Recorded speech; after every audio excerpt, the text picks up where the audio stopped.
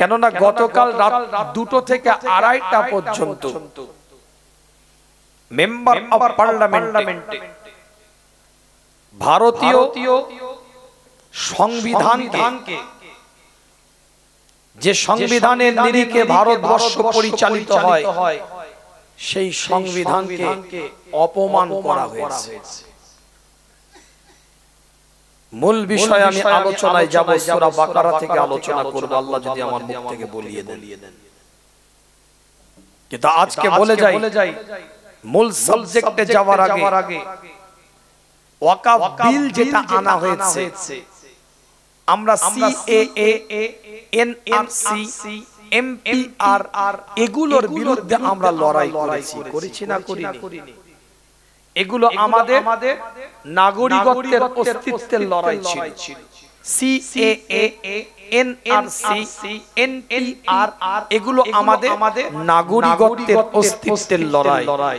সেটার জন্য আমরা লড়াই করেছি, লড়াইয়ের ময়দানে নেমেছি। কিন্তু মনে রাখবেন, ওয়াকফ বিল আমাদের ঈমানের অস্তিত্বের লড়াই। আমরা নামাজে হাতটা এখানে বাঁধবো কি এখানে বাঁধবো, এই নিয়ে দলাদলি আছে। ইমামের পিছনে সূরা ফাতিহা পড়বো না চুপ থাকবো, এই নিয়ে দলাদলি আছে। জোরে আমিন বলবো না আস্তে আমিন বলবো, এই নিয়ে দলাদলি আছে। মতনৈক্য আছে, ইখতিলাফ আছে। সালাম ফেরাবার পরে মোনাজাত করব না এটা নিয়ে দলাদলি আছে, ইখতিলাফ আছে। কিন্তু খুব দুঃখের সাথে বলছি, ইখতিলাফ মতনৈক্য আছে, ওখানেই রাখুন। এখন যে সিচুয়েশনে, পরিস্থিতিতে আমরা দাঁড়িয়ে গেছি, আমরা নামাজটা কোথায় পড়ব সেটা নিয়ে চিন্তিত। কথাটা বুঝতে পারছেন? আমরা মনে করছি যারা ওয়াকফ সম্পত্তির মালিক তাদের 12টা বেজে গেছে, এটা ভাবছি আমরা, তাই না? আমাদের যেমন জ্ঞান তেমন আমরা ভাবছি। মনে রাখবেন, স্পষ্ট কথা বলছি, ভারতবর্ষে আমাদের জন্য ইউনিফর্ম সিভিল কোড আছে। শুনেছেন কোনদিন ইউনিফর্ম সিভিল কোড? এই শব্দটা শুনবেন না, কেন আমাদের চর্চা কম।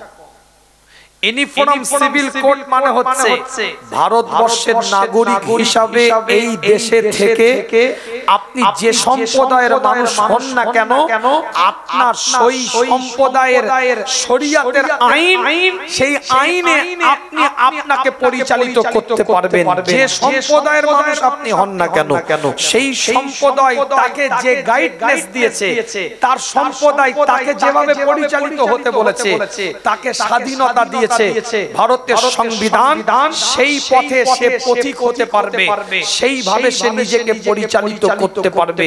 এটাকে ইউনিফর্ম সিভিল কোড বলে, যেটাকে মুসলিম পার্সোনাল ল বলে।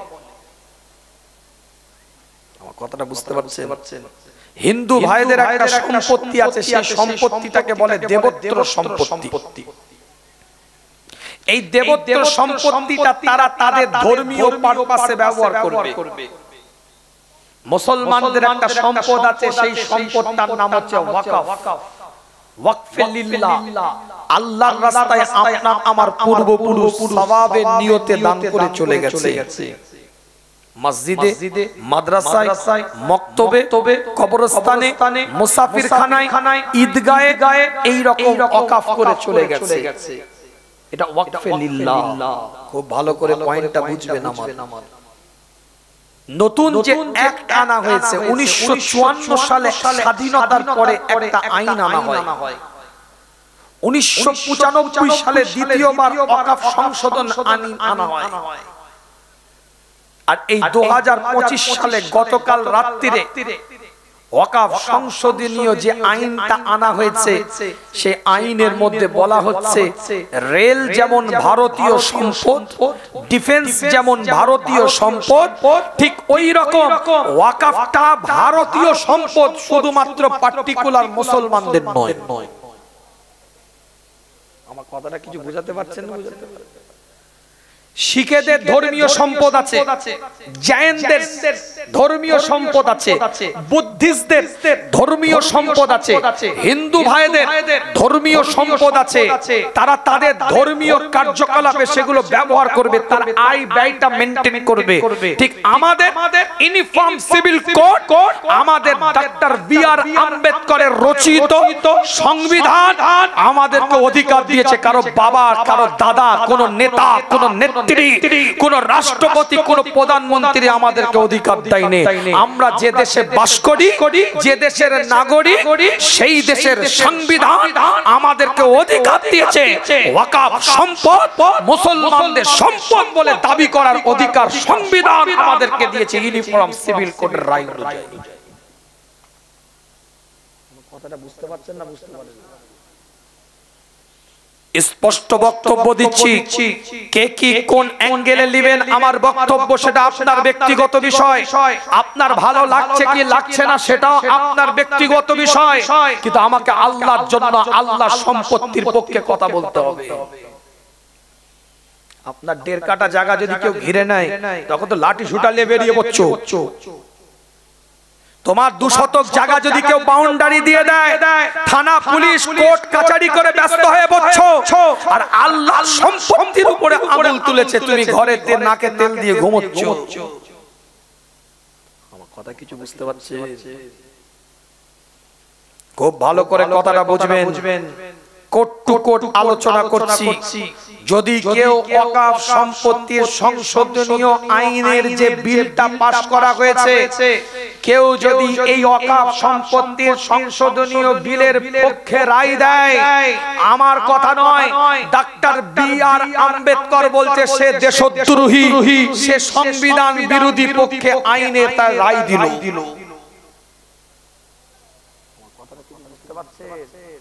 কেন বলছি এখন বুঝতে পারবেন না। গাঁজার অবস্থাটা দেখেন, ভাববেন। প্যালেস্টাইনের অবস্থাটা দেখেন, ভাববেন। ওরাও ছাড় দিয়ে রেখেছিল, ঘাড়ে উঠে এখন ওদের বাচ্চাদেরকে প্রতিদিন কচু কাটা করছে। আমার কথা কিছু বুঝতে পারছে? এই মসজিদ তো নাকি এটা সার্চ করেন, বাংলার ভূমি বলে একটা সফটওয়্যার আছে, গুগলে যান, বাংলার ভূমি প্লে স্টোর থেকে ডাউনলোড করেন।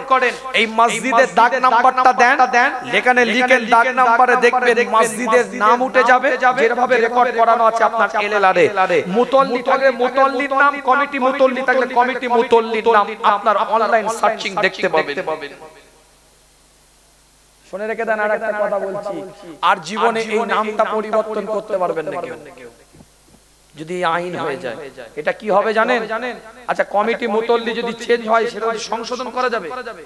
ইনি মুতল্লি ছিল, এখন ইনি। আমার বাপের নামে কবরস্থান ছিল, বাপের পরে আমার ছেলের নামে হবে। এই আইনটা হলে আর হবে না। কি হবে? 1 নম্বর খতিয়ানে উঠে যাবে। 1 নম্বর খতিয়ান, এই শব্দটা কোনোদিন শুনেছেন? ভেস্টেড ল্যান্ড এই শব্দ শুনেছেন কোনোদিন? এই কথা বলেন না কেন? জীবনে শুনেন না, তাহলে কি বুঝাবো?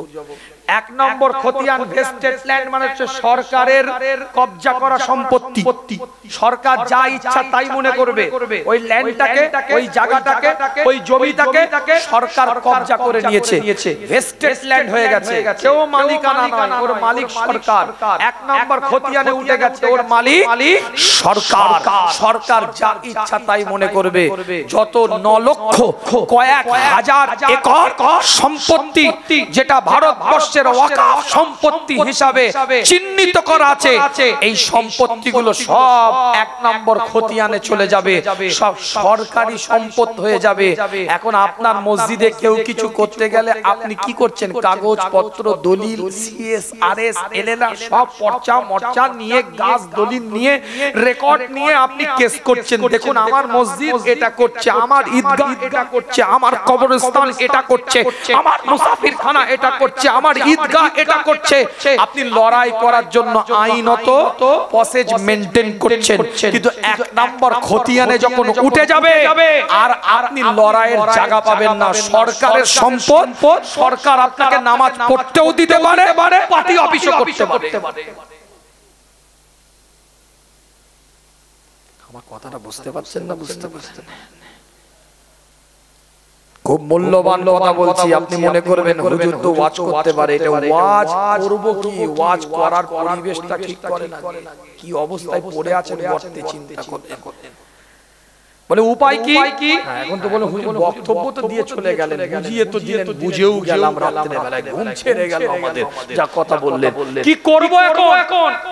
এই সিচুয়েশনে আমাদের টার্গেট কি হবে, অ্যাম্বিশন কি হবে, চিন্তা কি হবে, চেতনা কি হবে, ভাবনা কি হবে, কি কাজ হবে, আমাদের টার্গেটটা কি হবে, কি করব আমরা, সলিউশন বলেন, জায়গা দেন, কি করবেন? সর্বপ্রথম মসজিদগুলোকে আবাদ করেন, মাদ্রাসাগুলোকে আবাদ করেন। যদি 150টা যুবক ছেলে ফজরের ওয়াক্তে মসজিদ থেকে বেরোয়, ওই মসজিদের দিকে তাকাতে ভয় করবে। 250টা যুবক ছেলে PUBG, Free Fire, Dream 11, Rummy Circle ছেড়ে দিয়ে জোহরের ওয়াক্তে যদি মসজিদ থেকে বেরোয়, ওই মসজিদের দিকে তাকাতে ভয় করবে। ছোটবেলা বাচ্চা ছেলেগুলো যদি মক্তবে গিয়ে দুলে দুলে কোরআন গুলো পড়ে, গিজ গিজ করছে, বাচ্চা ছেলে কোরআনের তেলাওয়াতে সুরে শুনতে পাচ্ছে, ওটার দিকে তাকাতে ভয় করবে। আবাদ করেন, ওয়াকফ সম্পদ যেটা আছে যেভাবে ইউটিলাইজ হওয়ার দরকার সেইভাবে ইউটিলাইজ করেন। কথাটা বুঝতে পারছেন? আর দ্বিতীয় নাম্বার, ইউনিটি তৈরি করেন, একতা তৈরি করেন, প্ল্যাটফর্ম তৈরি করেন। দেয়ালে পিঠটা ঠেকে গেছে জুজি মাসলা নিয়ে, ফুররিয়াত মাসলা নিয়ে, সুন্নাতে মুআক্কাদা, আপনার সুন্নাতে জায়েদা, ফুররিয়াত নফল, এই মাসলাগুলো নিয়ে নিজেদের মধ্যে দলাদলি না করে ঐক্যের জায়গা তৈরি করেন, একটা প্ল্যাটফর্ম তৈরি করেন, তাহলে আগাতে পারবেন। আপনি রাজনীতি করেন, রাজনৈতিক কালারের সাথে আপনি জড়িত, গ্রামে পাড়ায় মহল্লায় 5টা রাজনৈতিক দল আছে, থাকুক, যে যার মতন কাজ করছে, যে যার আদর্শে পরিচালিত হচ্ছে, কিন্তু কোরআনের উপরে, ইসলামের উপরে, শরীয়তের উপরে যখন আঘাত আসবে, সমস্ত কালার খুলে দিয়ে, সমস্ত জার্সি ছেড়ে দিয়ে একটা প্ল্যাটফর্মে তৈরি হয়ে শরীয়তের জার্সি গায়ে দিয়ে ইসলামের রঙে গিয়ে সবাই এক প্ল্যাটফর্মে দাঁড়িয়ে নেতা নেত্রীর দিকে না তাকিয়ে কোরআনের দিকে, শরীয়তের দিকে, ইসলামের দিকে তাকিয়ে তার প্রতিবাদ করুন। ওই পার্টির লোক আছে আমি যাব না, ও থাকবে, আপনিও থাকবেন, এটা আলাদা জায়গা। কি ভাই কথা ঠিক না? ইগো জায়গা থেকে বেরিয়ে আসেন, বৃহত্তম স্বার্থের জন্য ঐক্যের মঞ্চ তৈরি করেন, তবেই আজ ভারতবর্ষে আমরা মাথা তুলে দাঁড়াতে পারবো। আর না হলে পরবর্তী প্রজন্ম সেজদা দেওয়ার জায়গা খুঁজে পাবে না। এত বড় কথা বলে গেলাম, ওরা একটা বাবরি মসজিদ ধ্বংস করে ওদের কলজে ভরে নে, ওরা আমাদের টুটি ধরার চেষ্টা করছে। কথা বুঝতে পারছেন? সচেতন হন, সচেতনতার জায়গা তৈরি করেন, এক একটা বান্দাকে আল্লাহ পাক কবুল করে নিবে। জোরে বলেন না সুবহানাল্লাহ। আল্লাহ বলছেন লান তানালুল বিররা হাত্তা তুনফিকু মিম্মা তুহিব্বুন, সূরা আল ইমরান 3 নাম্বার সূরা, আপনার 92 নাম্বার আয়াতের মধ্যে আল্লাহ বলছেন লান তানালুল বিররা হাত্তা তুনফিকু মিম্মা তুহিব্বুন, অতক্ষণ পর্যন্ত তোমরা আমি আল্লাহ আমার প্রিয় হতে পারবে না যতক্ষণ তোমরা তোমাদের প্রিয়তম জিনিস থেকে আমার রাস্তায় না দান করেছো। আমাদের পূর্বপুরুষ আল্লাহর সন্তুষ্টির জন্য নিজেদের সম্পদগুলোকে বিলিয়ে দিয়ে গেছে, কবরে শুয়ে শুয়ে সওয়াব পাবে, এখানে সেজদা দিচ্ছে, সাদকা জারিয়া সওয়াব পাবে। আল্লাহ আমাদের সকলকে সহি বুঝদান করেন, সকলে বলেন আমিন। কোরআন শরীফ সূরার নাম সূরাতুল বাকারা, 2 নম্বর সূরা। আল্লাহ কোরআনের মধ্যে 183 নম্বর আয়াতের মধ্যে জানিয়ে দিচ্ছে ইয়া আইয়ুহাল্লাযীনা আমানু কুতিবা আলাইকুমুস সিয়াম কামা কুতিবা আলাল্লাযীনা মিন ক্বাবলিকুম লাআল্লাকুম তাত্তাকুন। আল্লাহ নবী, আল্লাহ রাসূল, সাহাবে کرام হুজুরদের সাথে আলাপ আলোচনা করতে থাকে, সাহাবে کرام হুজুরদের সাথে কথাবার্তা বলতে থাকে, এক একটা কোরআনের আয়াত আল্লাহ পাক নাযিল করে দিতে থাকে। আমি বলি না, কোরআন জানিয়ে দেয় ইয়া আইয়ুহাল্লাযীনা আমানু, এই ঈমানদারেরা, কুতিবা আলাইকুমুস সিয়াম কামা কুতিবা আলাল্লাযীনা মিন ক্বাবলিকুম লাআল্লাকুম তাত্তাকুন, আমি আল্লাহ তোমাদের জন্য একটা মাস রোজা রাখাটাকে বাধ্যতামূলক করেছি, একটা মাস রোজা রাখাটাকে আবশ্যক করে দিলাম। এই একটা মাস আপনি আমি রমাদানের রোজাটা রেখেছিলাম।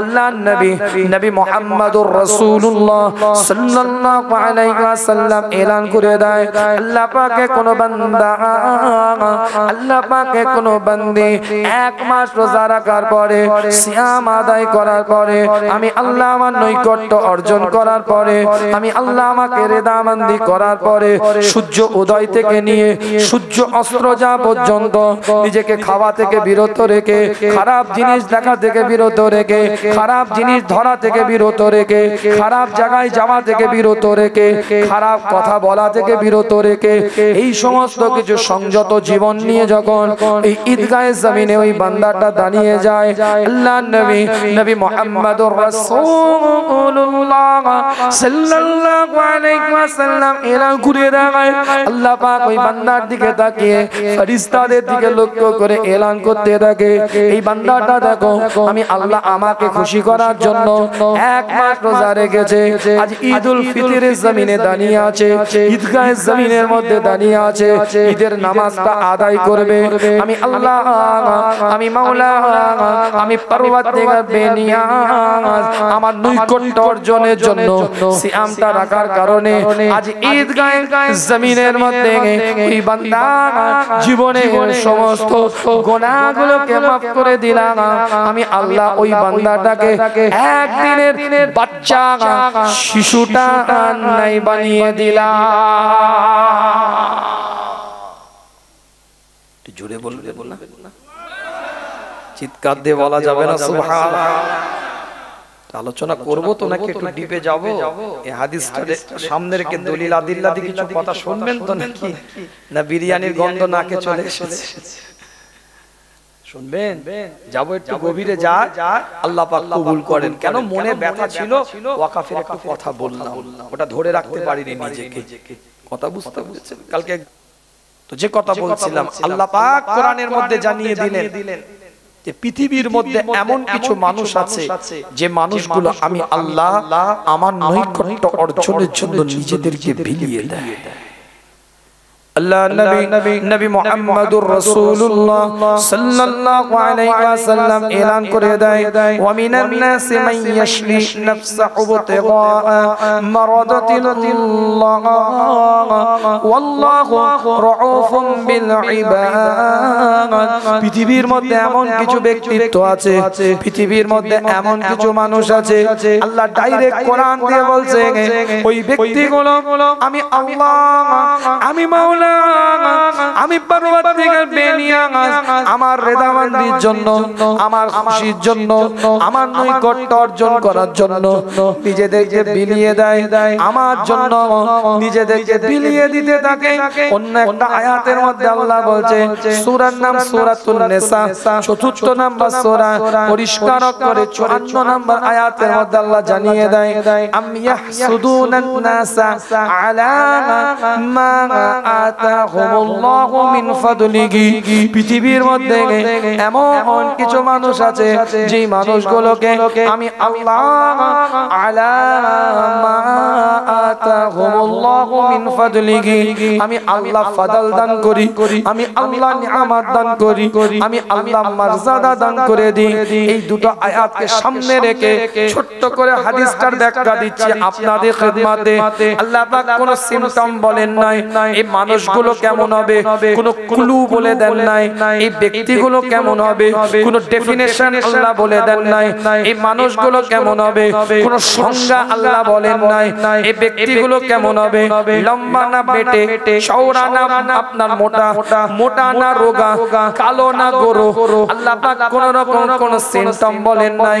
লাকাদ খলাকনাল ইনসানা ফি আহসানি তাকওয়িম, উত্তম পরিকাঠামোর দ্বারা এই মানব জাত আপনাকে আল্লাহ তৈরি করেছেন ইন্নী জাইলুন ফিল আরদি খলিফা উত্তম পরিকাঠামোর দ্বারাই তৈরি করে পৃথিবীর মধ্যে প্রতিনিধি হিসাবে নিয়োগ করে দিয়েছে এই মানব জাতগুলোর মধ্যে থেকে কিছু মানুষকে আমার আল্লাহ নিয়ামত দান করে মর্যাদা দান করে মর্তবা দান করে আবার আয়াতের মধ্যে আল্লাহ বলছে কিছু মানুষ এমন আছে যারা আমি আল্লাহ আমার জন্য নিজেকে বিলিয়ে দেয় আপনি যদি সূরাতুন নিসার এই 54 নম্বর আয়াতটাকে প্রশ্ন করেন এই মানুষগুলো কারা আলা মা আতাহুমুল্লাহু মিন ফাদলিহি আল্লাহর রহমত প্রাপ্ত বান্দা কারা আল্লাহর মর্যাদা প্রাপ্ত বান্দা কারা আল্লাহর নিয়ামত প্রাপ্ত বান্দা কারা এই প্রশ্ন যদি আপনি সূরাতুন নিসার 54 নম্বর আয়াতকে করেন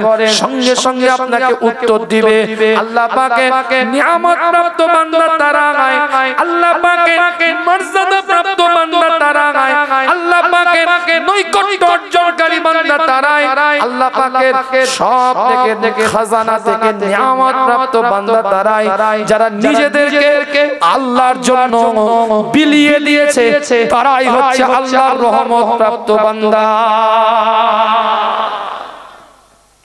জোরে বলবেন কথাটা বুঝতে পারছেন না বুঝতে পারছেন আল্লাহর রহমত প্রাপ্ত বান্দা কারা ওয়ামিনান নাসি মাইয়াশরি নাফসাহু ইবতিগা যারা বিলিয়ে দিয়েছে নিজেকে আল্লাহর খুশিতে খুশি হয়েছে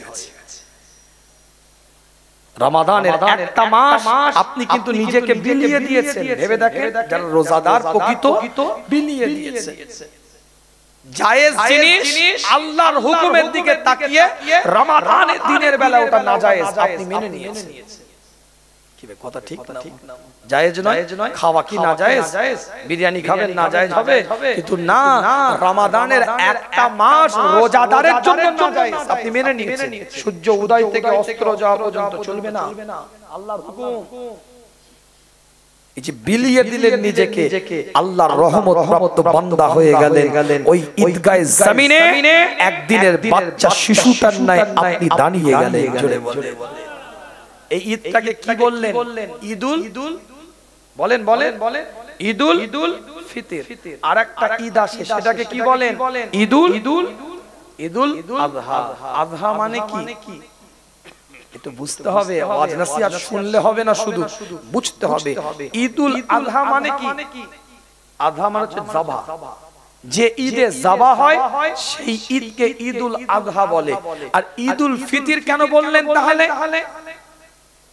তো জানার কথা ভাই ঈদুল ফিতর কেন বললেন সাহস করে বলেন না বলতে পারবেন ইনশাআল্লাহ ঈদুল ফিতর কেন বললেন হ্যাঁ মাশাআল্লাহ কে বললো ভাই হ্যাঁ বলেন না মাশাআল্লাহ ফিতরা এই যে ফিতরা দেন না ভাই কি ফিতরা দেন তো এখানেও মাসলা আমরা এলোমেলো করে ফেলি অনেক সময় যে ফুরফুরার হুজুর কি বলছে ফিতরা কত টাকা আরে ফুরফুরা হুজুর যেখানে বাস করে সেখানে খোলা বাজারের দাম এক আর উলোবেরিয়ায় খোলা বাজারের একই জিনিসের রেট আলাদা তাহলে ফুরফুরার ফিতরার রেট আর উলোবেরিয়ার আপনার এই জায়গার কাশীপুর নাকি জায়গা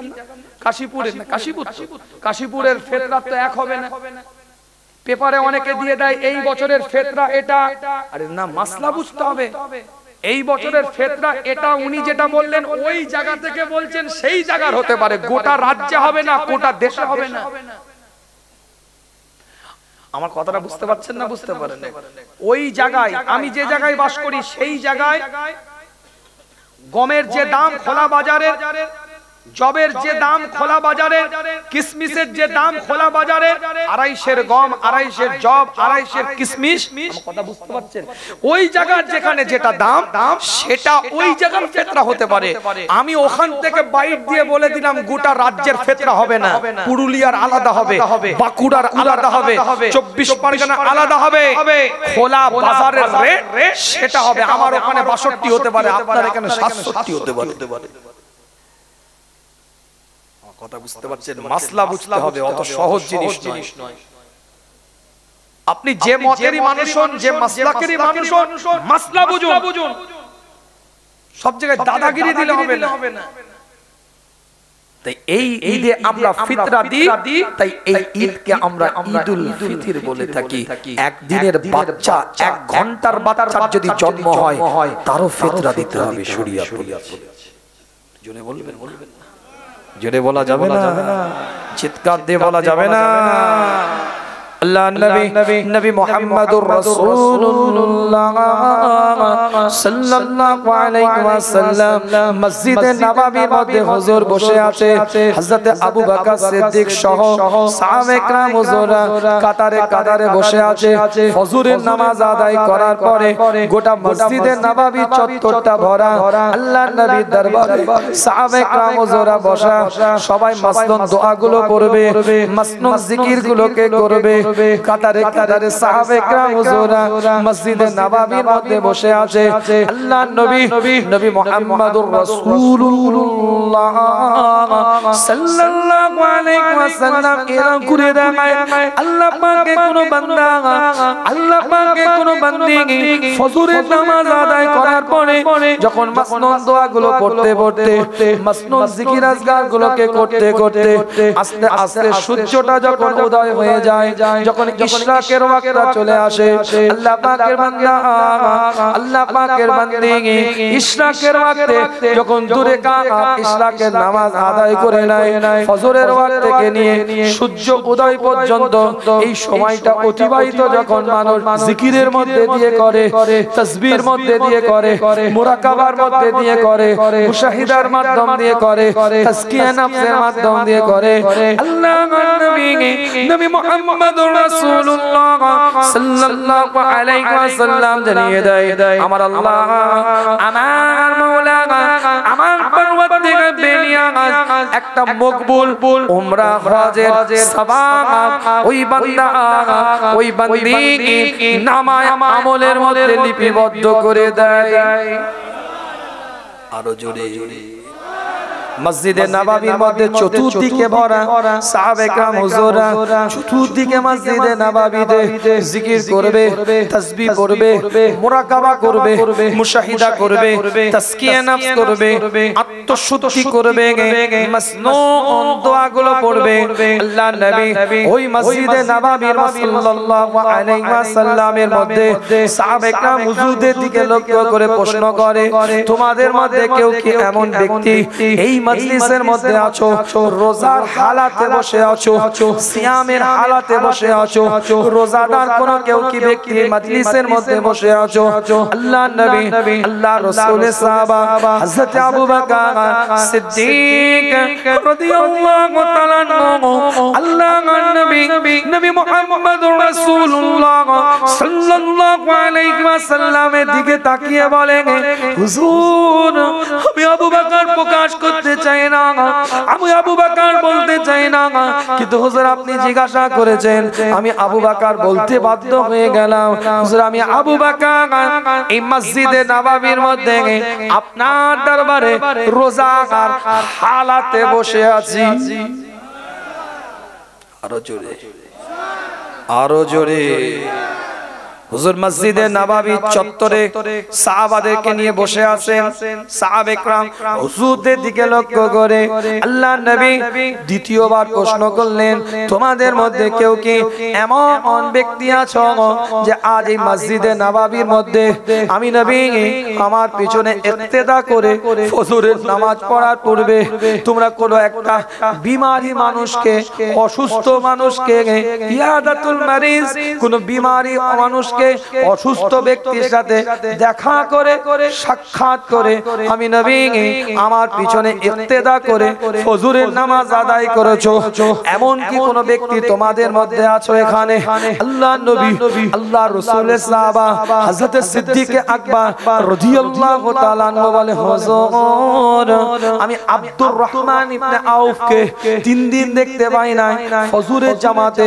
হুজুর আমি মনে মনে ভাবলাম ইচ্ছাকৃত তো তিনি ফজরের জামাত বাড়িতে বসে থাকবে না, নিশ্চয়ই বিমারে আছে, অসুস্থতার মধ্যে আছে, দুর্বল হয়ে গিয়েছে শরীর, তাই হয়তো ফজরের জামাতে আসতে পারে নাই।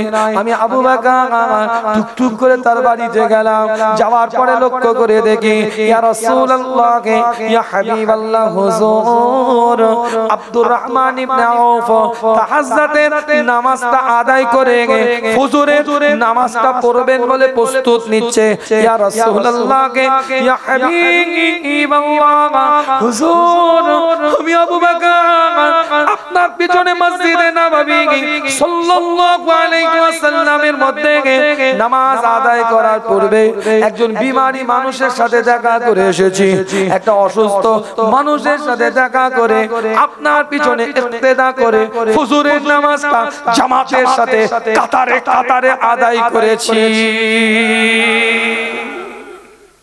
আল্লাহ নবী আল্লাহ রাসূল এলান করে দিলেন, আল্লাহ পাকে কোন বান্দা, আল্লাহ পাকে কোন বান্দি কোন বিমারি মানুষকে দেখার পরে সে যখন তার বাড়ি থেকে নিজ বাড়ির দিকে অগ্রসর হবে, আগিয়ে যাবে, অন্য হাদিসের riwayতের মধ্যে পাওয়া যায় হুজুরে আকরাম সাল্লাল্লাহু আলাইহি ওয়াসাল্লাম এলান করছে ওই আল্লাহ পাকের বান্দা, ওই আল্লাহ পাকের বান্দি বিমারি মানুষকে দেখে নিজ বাড়ির দিকে যখন আগিয়ে যাবে, ওই রাস্তার মধ্যে আল্লাহ পাকের দরবারে যে দোয়াটা করবে ওই দোয়াটাকে আমার আল্লাহ সঙ্গে সঙ্গে কবুল ও মঞ্জুর করে নিবে। জোরে বলেন না সুবহানাল্লাহ, একসাথে একই সুরে সবাই মিলে বলেন না সুবহানাল্লাহ। কত বড় নিয়ামত চিন্তা। আজকে দুঃখ লাগে, কষ্ট লাগে, বেদনা লাগে, আদর্শের উপরে, নীতিমালার উপরে, উসুলের উপরে আমরা ঠিক মতন দাঁড়িয়ে থাকতে পারলাম না। যদি দাঁড়িয়ে থাকতে পারতাম মানুষ আমাদের দিকে আঙুল তুলতে পারত না।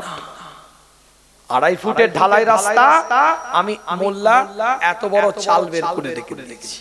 কার মাথা ফাটলো দেখানো আমার দরকার নেই, আমার ক্ষমতা আছে, পাওয়ার আছে, আধিপত্য আছে, স্ট্যাটাস আছে, লোকবল আছে, জনবল আছে, একটা দাদার থাবা পিছনে আছে, 56 ইঞ্চি সিনা হয়ে গেছে, ও আমি ঢালাই রাস্তার গায়ে বালির বস্তা রেখে দিয়েছি, ইট সারি করে রেখে দিয়েছি, পাথরের বস্তা রেখে দিয়েছি, আমি ক্ষমতার পাওয়ারের জোর দেখাচ্ছি। আছে না? না। একজন ইহুদি রাস্তা দিয়ে হেঁটে হেঁটে যাচ্ছে, রাস্তার উপর একটা পাথর দেখতে পেয়েছে, পাথরটা হাতে করে তুলে নিয়ে বলছে এটা মুসলমানের যাওয়ার রাস্তা নয়। সঙ্গে যে ছিল সে জিজ্ঞেস করছে আপনি কি করে বললেন এটা মুসলমানের যাওয়ার রাস্তা নয়, মুসলমানের যাওয়ার পথ নয়, এটা আপনি কি করে বলছেন? এত কনফিডেন্স কি করে আপনার, এত দৃঢ়তা কি করে যে এটা মুসলমানের যাওয়ার পথ নয় আপনি বলছেন? ওই সময় ইহুদিটা বলছে মুসলমান যে রাস্তাটা দিয়ে যায় সেই রাস্তার উপরে কোনো পাথর পড়ে থাকতে পারে না, মুসলমানের কাজই হচ্ছে রাস্তা থেকে কষ্টদায়ক বস্তুটাকে সরিয়ে দেওয়া। বাইক চালাতে চালাতে এখনো থুতুটা ফেলতে জানিনি, কিছু মনে করবেন না ভাই, কান ধরে বলছি, আমার কথা যদি রাগ করে মাপ চেয়ে নিচ্ছি আপনাদের। বাইক চালাতে চালাতে থুতুটা ফেলতে পারিনি আমরা এখনো। গুটকা খেয়ে কোন জায়গায় থুতুটা ফেলবো এই শিক্ষাটা এখনো নিতে পারিনি। সমাজকে কি শিক্ষা দেব? কি ভাই কথা ঠিক না? আইডেন্টি কার্ডের মুসলমান হয়ে লাভ নেই, প্যান কার্ডের মুসলমান হয়ে লাভ নেই, আধার কার্ডের মুসলমান হয়ে লাভ নেই, রেশন কার্ডের মুসলমান হয়ে লাভ নেই, ব্যাংকের অ্যাকাউন্ট করতে গেলে ফর্ম ফিল আপ করতে হয়, আপনি কোন রিলিজিয়াস বিলং করছেন সেই ব্যাংকের ফর্ম ফিল আপ করা মুসলমান হয়ে লাভ নেই, পাসপোর্টের ফর্ম ফিল আপ করতে গেলে রিলিজিয়াস মেনশন করতে হয়, ধর্ম মান্যতা দিতে হয়, ও পাসপোর্টের অনলাইন ফর্ম ফিল আপ করা মুসলমান হয়ে লাভ নেই। হাঁটা চলা, কথাবার্তা, কার্যকলাপ, ওঠা বসা, চাল চলন, আখলাক ব্যবহারের মধ্যে যেন আপনার ফুটে উঠে একটা মুসলমানের বাচ্চা যাচ্ছে। কি ভাই কথা ঠিক বলছি? হাত জোর করে বলি, এতে যদি খুশি না হন আপনাদের পায়ে ধরে বলছি, আপনাদের পীরের আল্লাহ জীবনের নীতিমালা তৈরি করেন, উসুল তৈরি করেন। নীতিমালা যদি তৈরি না করতে পারেন, আফাতুমিনুনা বিবাদিল কিতাব ওয়া তাকফুরুনা বিবাদ, একটা নিলাম একটা ছেড়ে দিলাম, এটা তো নীতিমালা নয়।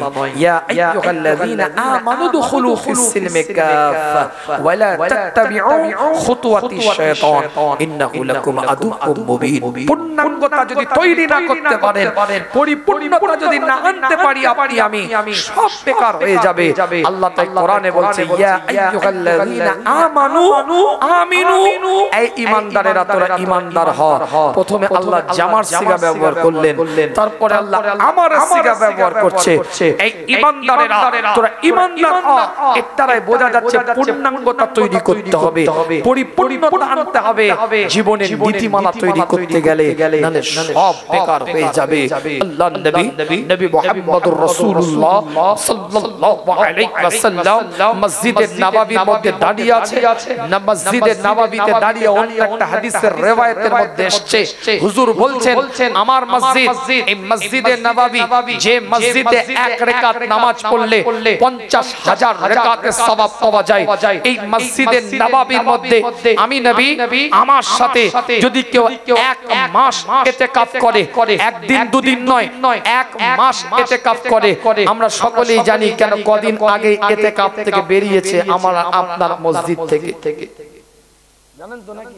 ইতিকাফ নিয়েছিল তো, ইতিকাফ নেওয়া কি নাকি মাসলা বলে, জীবনে অনেক তো বাত শুনেছেন মাশাআল্লাহ। ইতিকাফ নেওয়া কি বলে? নফল, সুন্নাত, ওয়াজিব, ফরজ কি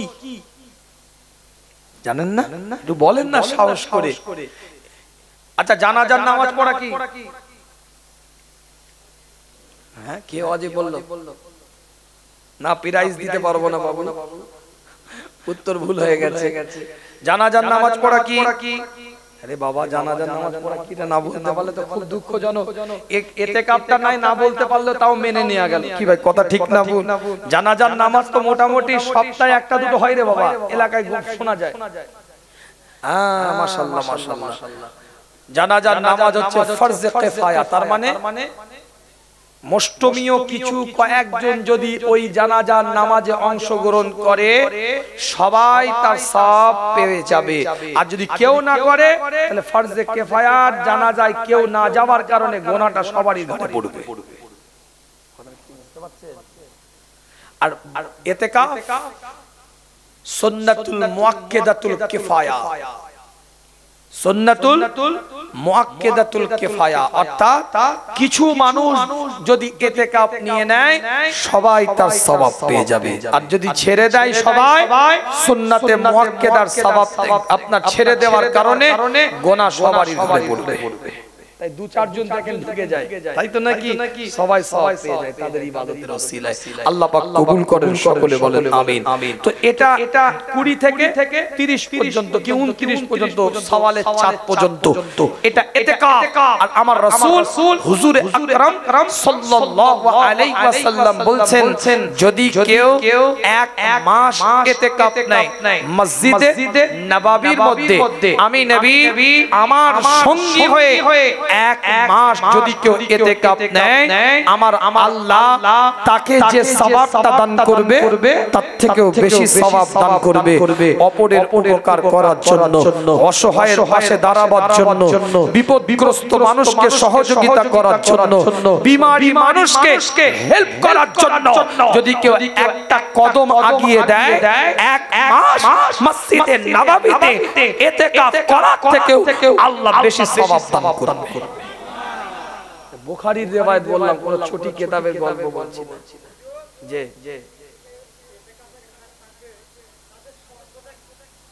শর্ত তো মসজিদের, আচ্ছা বসে বলে আল্লাহ পাক কবুল করেন। এক মাস আমি বলে দেবো, একটু মজা করছি, কিছু মনে করবেন না।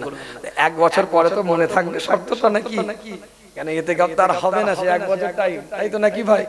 শর্ত মনে থাকবে না, তখন একবার ফোন করে নেবেন। যাই হোক, আল্লাহ পাক কবুল করেন, সকলে বলেন আমিন। ইতিকাফের শর্ত, মূল শর্ত হচ্ছে তার প্রত্যেকটা আমল ইবাদত মসজিদ কেন্দ্রিক হবে।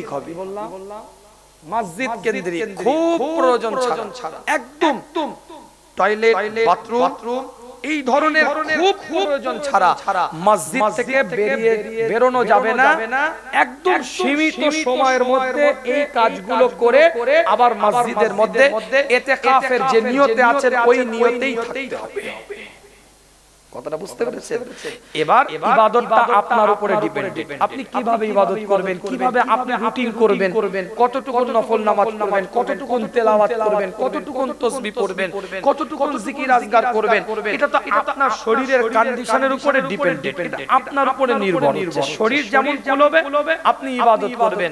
ইতিকাফকৃত ব্যক্তি ঘুমিয়ে থাকাটাও ইবাদত। এটা জোরে বলবেন না সুবহানাল্লাহ। আমার কথাটা কি বুঝতে পারছেন না বুঝতে পারলেন? ইতিকাফকৃত ব্যক্তি যদি ঘুমিয়েও থাকে, ঘুমিয়ে থাকাটাও ইবাদত। কেন? সে তো ইতিকাফের একটা ইবাদতের নিয়তে আছে। তা বলি কি আর ইতিকাফ যে বাস্তবে নাই সে কি ঘুমিয়ে কাটাবে না? তার বিশ্বাস থাকবে আরো বেশি কি করে পাওয়া যায়, আরো বেশি কিছু করে করা যায়। আমি মিনিমাম ইবাদতটা বললাম। ম্যাক্সিমাম তো যে ইবাদত করতে ঢুকেছে তার তো চিন্তাই থাকে ইবাদত করা, সে কি ঘুমোতে ঢুকেছে নাকি? সব কিছু বাজার ব্যবসা বাণিজ্য স্ত্রী সংসার সব কিছু ছেড়ে দিয়ে সে মসজিদে ঢুকছেই তো আল্লাহকে খুশি করার জন্য, আল্লাহকে রেদামন্দি করার জন্য। তার মানসিকতা ঘুমোবে না, ঘুম আসবে না।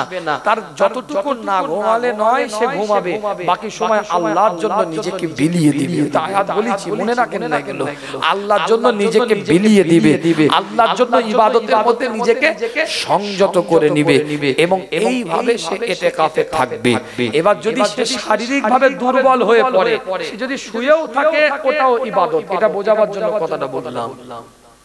কিন্তু মূল নিয়ত থাকবে আল্লাহকে খুশি করার জন্য। গ্রামের লোক বলবে ইতিকাফ করেছি, বাহ ভালো লোক, ছেলের লোকটা ভালো।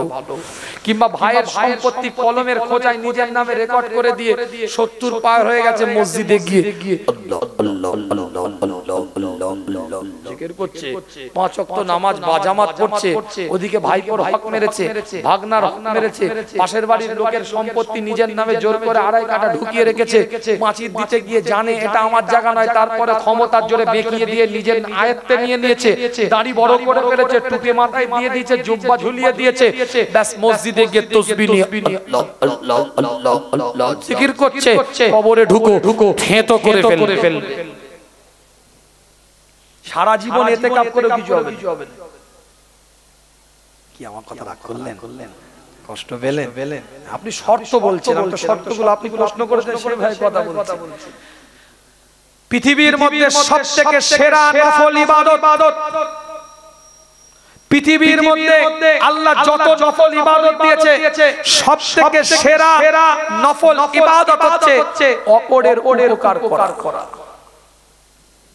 জাতকে কেন্দ্র করে নয়, ধর্মকে কেন্দ্র করে নয়, সম্প্রদায়কে কেন্দ্র করে নয়, রিলিজিয়াসকে কেন্দ্র করে নয়, মানুষ তার উপকার করাটা পৃথিবীর তাহাজ্জুদের নামাজের থেকেও বড় ইবাদত। এত বড় কথা বললাম। আল্লাহ আমাদের সকলকে কবুল করেন, সকলে বলেন আমিন। আমিন জোরে বলা যাবে না আমিন? আমিন চিৎকার দিয়ে বলা যাবে না আমিন? আমিন কলিজা দিয়ে বলা যাবে না আমিন? আমিন আলোচনা যাবে না, দোয়া করতে দেবো যাবে। কে কে শুনবেন দুটো হাত তুলেন তো দেখি, একটু কষ্ট দিয়ে আপনাদের একটু টনটনে হাত তুলেন, টনটনে। এই বাইরে আছিস তোরা, আল্লাহু আকবার, হাত তুলেছিস বলে বুঝতে পারতে ভিতরে চলে আয় না, বা চলে আয় দেখি মুখ। হ্যাঁ একটু ভিতরে আসা যাবে না? একটা হাত আমি তুলে আছি, আপনারা তুলে থাকতে পারলেন না। হাতটা তুলে হাতটা নাড়ান। বিরিয়ানি খেতে হবে তো, গোশত ছিটতে হবে, এক্সারসাইজ করলেন। একটু তাকবীর দেন দেখে, নারায়ে তাকবীর। একটা মানুষের জবান বন্ধ না থাকে, চিৎকার দিয়ে বলে এই গভীর রাত্রিরে আল্লাহকে একবার ডাকেন দেখি। সবাই একই সুরে একই আওয়াজে একই চিৎকার দেন দেখি, নারায়ে তাকবীর, নারায়ে তাকবীর। সিলসিলায়ে ফুরফুরা শরীফ, সিলসিলায়ে ফুরফুরা শরীফ, মাসলাকে মুজাদ্দিদ জামা, মাসলাকে মুজাদ্দিদ জামা, হিজবুল্লাহ, হিজবুল্লাহ, নারায়ে তাকবীর, নারায়ে তাকবীর।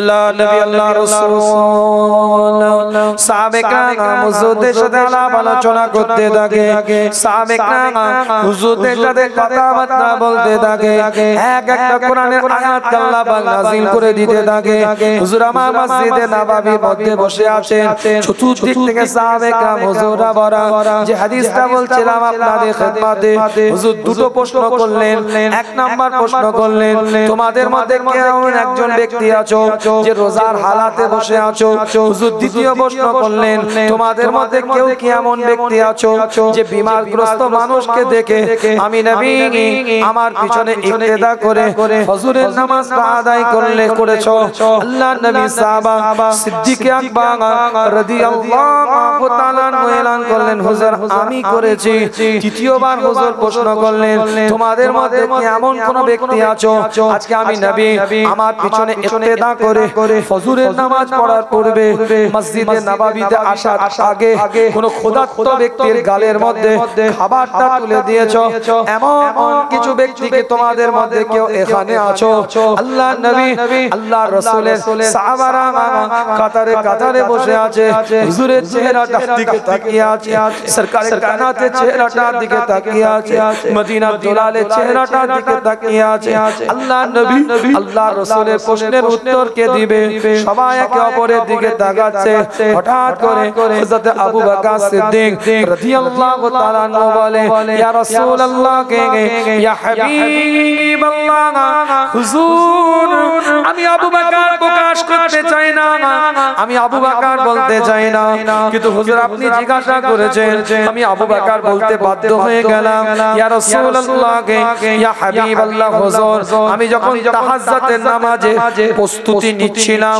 আমার ছোট্ট বাচ্চাটার ঘুমটা ভেঙে গিয়েছে তার মা তার জন্য রুটি বানিয়েছে আমি তাহাজ্জুদের নামাজ আদায় করে আমি আস্তে করে আমার ঘরের দরজাটা খুলে টুকটুক করে মসজিদে নববীতে আসবো বলে প্রস্তুতি নিচ্ছিলাম হঠাৎ করে দরজা খুলে দেখি একটা ছোট্ট বাচ্চা আমার দরজার সামনে দাঁড়িয়ে আছে আমি তার দিকে তাকিয়ে বললাম তুমি এখানে কেন এই জায়গায় কেন কি হয়েছে তোমার এই গভীর রাত্রিরে এইখানে অবস্থান করে আছো কেন ছোট্ট বাচ্চাটা বলতে থাকে আমি এতিম হুজুর আমি এতিম সারা রাত ক্ষুধার্ত অবস্থায় দাঁড়িয়ে আছে আবু বকর সিদ্দিক রাদিয়াল্লাহু তাআলা আনহু বলে তাহলে আমি আমার দরবারের সামনে কেন আমার দরজার সামনে কেন মদিনা তো যে কোনো বাড়িতে তুমি যেতে পারতে যে কোনো দরজার সামনে গিয়ে দাঁড়াতে পারতে ছোট্ট এতিম বাচ্চাটা ক্ষুধার্ত বাচ্চা বলতে থাকে হুজুর আমি আপনার দরবারে আপনার দরজার সামনে এজন্য আমার চিন্তা আমার চেতনা আমার ভাবনা এটা যদি কারোর বাড়ির দরজাটা সর্বপ্রথম খুলে সেটা সিদ্দিক আকবরের খুলবে যদি সর্বপ্রথম কারো দরজা থেকে কোনো খাবার পাওয়া যায় সেটা আবু বকর সিদ্দিক রাদিয়াল্লাহু তাআলা আনহুর ঘর থেকে পাওয়া যাবে আল্লাহর নবী সাহাবা হযরত আবু বকর সিদ্দিক রাদিয়াল্লাহু তাআলা আনহু বলতে থাকে ইয়া রাসূলুল্লাহ ইয়া হাবিবাল্লাহ হুজুর আমি আবু বকর সঙ্গে সঙ্গে আমার বাচ্চা প্লেট থেকে একটা রুটি কেড়ে নিয়ে একটা রুটি নিয়ে ওই এতিম বাচ্চাটার গালের মধ্যে আমি উঠিয়ে দিলাম হুজুর আমি আবু বকর আপনার পিছনে ইক্তেদা করে ফজরের নামাজ পড়ার পূর্বে আপনার মসজিদে নববীতে আসার আগে একটা এতিম বাচ্চার গালের মধ্যে খাবার তুলেছি তারপরে আপনার মসজিদে এসে কাতারে কাতারে দাঁড়িয়ে আপনার ইমামতিতে ফজরের দুই রাকাত নামাজ আদায় করেছি জোরে বলবে আরেকটু জোরে বলা যাবে না জীবনের নীতিমালা তৈরি করেন উসুল তৈরি করে নেন আল্লাহ পাক কবুল করে নেবে নিয়ামতের দ্বারাই পরিপূর্ণ করে দিবে কিতাবটা খুলে দেখেন না বানোয়াটি আলোচনা নয় হাদিস থেকে দলিল দিচ্ছি আপনাদের খিদমতে আল্লাহর নবী সাহাবা হযরত সাসা বিন নাজিয়া রাদিয়াল্লাহু তাআলা আনহু আল্লাহর নবীর বারগাহে বসে আছে সাসা বিন নাজিয়া রাদিয়াল্লাহু তাআলা আনহু আল্লাহর রাসূলের দিকে তাকিয়ে বলে ইয়া রাসূলুল্লাহ রাসূলুল্লাহ ইয়া হাবিবাল্লাহ হুজুর আমি সাসা বিন নাজিয়া জাহেলিয়াতের যুগে অজ্ঞতার যুগে মূর্খতার যুগে ডার্কনেস টাইমে অন্ধকারাচ্ছাদিত সময় আমি অনেক ভালো কাজ করেছি উত্তম কাজ করেছি কোন সময় আমি বলি না কোরআন বলছে সূরা আল ইমরানটা খুলে দেখেন তৃতীয় নাম্বার সূরার 164 নাম্বার আয়াতটা খুলে দেখেন লাকাদ মান্নাল্লাহু আলাল মুমিনিনা ইয বা'আথা ফীহিম রাসূলাম মিন আনফুসিহিম ইয়াতলু আলাইহিম আয়াতিহি ওয়া ইউযাক্কিহিম ওয়া ইউআল্লিমুহুমুল কিতাবা ওয়াল হিকমা ওয়া ইন কানু মিন ক্বাবলু লাফী দালালিম মুবিন আমি বলি না কোরআন জানিয়ে দেয় লাকাদ মান্নাল্লাহু আলাল মুমিনিনা ইয বা'আথা ফীহিম রাসূলাম মিন আনফুসিহিম আল্লাহ পাক কোরআন দিয়ে বলছে তোমাদের মধ্যে থেকে তোমাদেরকে একটা নবী দিলাম একটা রাসূল দিলাম একটা পয়গম্বর দিলাম সেই নবীর কর্মটা কি হবে অ্যাক্টিভিটিসটা কি হবে টার্গেটটা কি হবে অ্যাম্বিশনটা কি হবে চিন্তাটা কি হবে থিংকিংটা কি হবে সেই নবীর কর্মকাণ্ডটা কি হবে আল্লাহ কোরআন দিয়ে এলান করে দেয় সেই নবী মুহাম্মাদুর রাসূলুল্লাহ সাল্লাল্লাহু আলাইহি ওয়াসাল্লাম তোমাদেরকে কোরআনের আয়াতটা তেলাওয়াত করে শোনাবে দ্বিতীয় নাম্বার তোমাদের অন্তরটাকে পরিষ্কার করবে ওয়া ইউযাক্কিহিম তাজকিয়া করবে আত্মশুদ্ধি করবে পরিষ্কার পরিচ্ছন্ন করবে রিফ্রেশ করবে তোমাদেরকে কিতাবের একটা জ্ঞান দিবে ওয়াল হিকমা এবং হিকমত তোমাদেরকে শেখাবে সেই নবী কখন এসেছে কোন টাইমে এসেছে ওয়া ইন কানু মিন ক্বাবলু লাফী দালালিম মুবিন প্রকাশ্য পথভ্রষ্টতার সময় সেই নবী তোমাদেরকে আমি দিয়েছি ওই জাহেলিয়াতের যুগের কথা বলছে কে ওই কঠিন সময়ের কথা বলছে আল্লাহর নবী সাহাবা তখনও ঈমানে কালমা পড়ে নিয়েছে কিন্তু জাহেলিয়াতের যুগে কিছু ভালো কাজ করেছে সেই কথা বলে ইয়া রাসূলুল্লাহ হুজুর আমি কিছু উত্তম সালেহ কাজ করেছি অজ্ঞতার যুগে মূর্খতার যুগে সেই যুগের কর্মজাযা সেই যুগের কাজের ইনাম কি আল্লাহ আমাকে দিবে আল্লাহ নবী মুহাম্মদুর রাসূলুল্লাহ সাল্লাল্লাহু আলাইহি ওয়াসাল্লাম হযরত সাসা বিন নাজিয়া দিকে লক্ষ্য করে বলে কি এমন তুমি উত্তম কাজ করেছো কি এমন তুমি জাহেলিয়াতের যুগে অজ্ঞতার যুগে মূর্খতার যুগে ডার্কনেস টাইমে অন্ধকারাচ্ছাদিত সময় কি এমন তুমি ভালো কাজ করেছো ওই সময় সাসা বিন নাজিয়া বলতে থাকে ইয়া রাসূলুল্লাহ ইয়া হাবিবাল্লাহ হুজুর আমার দুটো উট গাম হয়ে গিয়েছিল হারিয়ে গিয়েছিল এই দুটো উটকে খোঁজার জন্য তৃতীয় আরেকটা উটের উপরে আমি সওয়ার হয়ে খুঁজতে আরম্ভ করলাম দূর থেকে আমি লক্ষ্য করি ওই দুটো উট একটা জায়গায় বাঁধা আছে আমি সাসা বিন নাজিয়া ওই জায়গায় গেলাম যাওয়ার পরে একজন বৃদ্ধ মানুষ ওখানে বসে আছে তার দিকে তাকিয়ে বললাম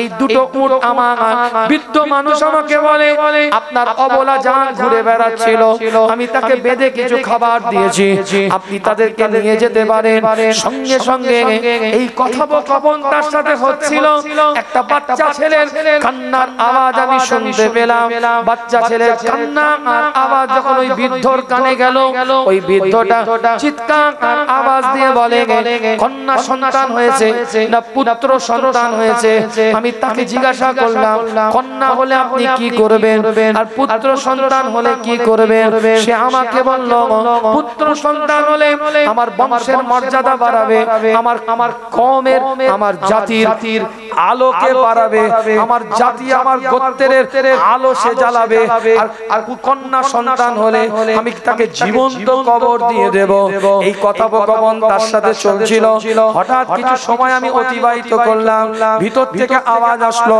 একটা কন্যা সন্তানের জন্ম হয়েছে আমি ওই মানুষটার দিকে তাকিয়ে বললাম আপনি আপনার বাচ্চাকে মৃত করেন না আপনি আপনার বাচ্চাকে মেরে দেন না আমি আপনাকে আমার এই দুটো উট দিয়ে দিব আপনি আপনার কন্যাটাকে আমাকে দিয়ে দিন। সে আমার কথায় রাজি হলো না, সে আমাকে প্রস্তাব দিল আমি কন্যা আপনাকে দিতে পারি, কিন্তু শর্ত হচ্ছে আপনাকে তৃতীয় উটটাও আমাকে দিতে হবে।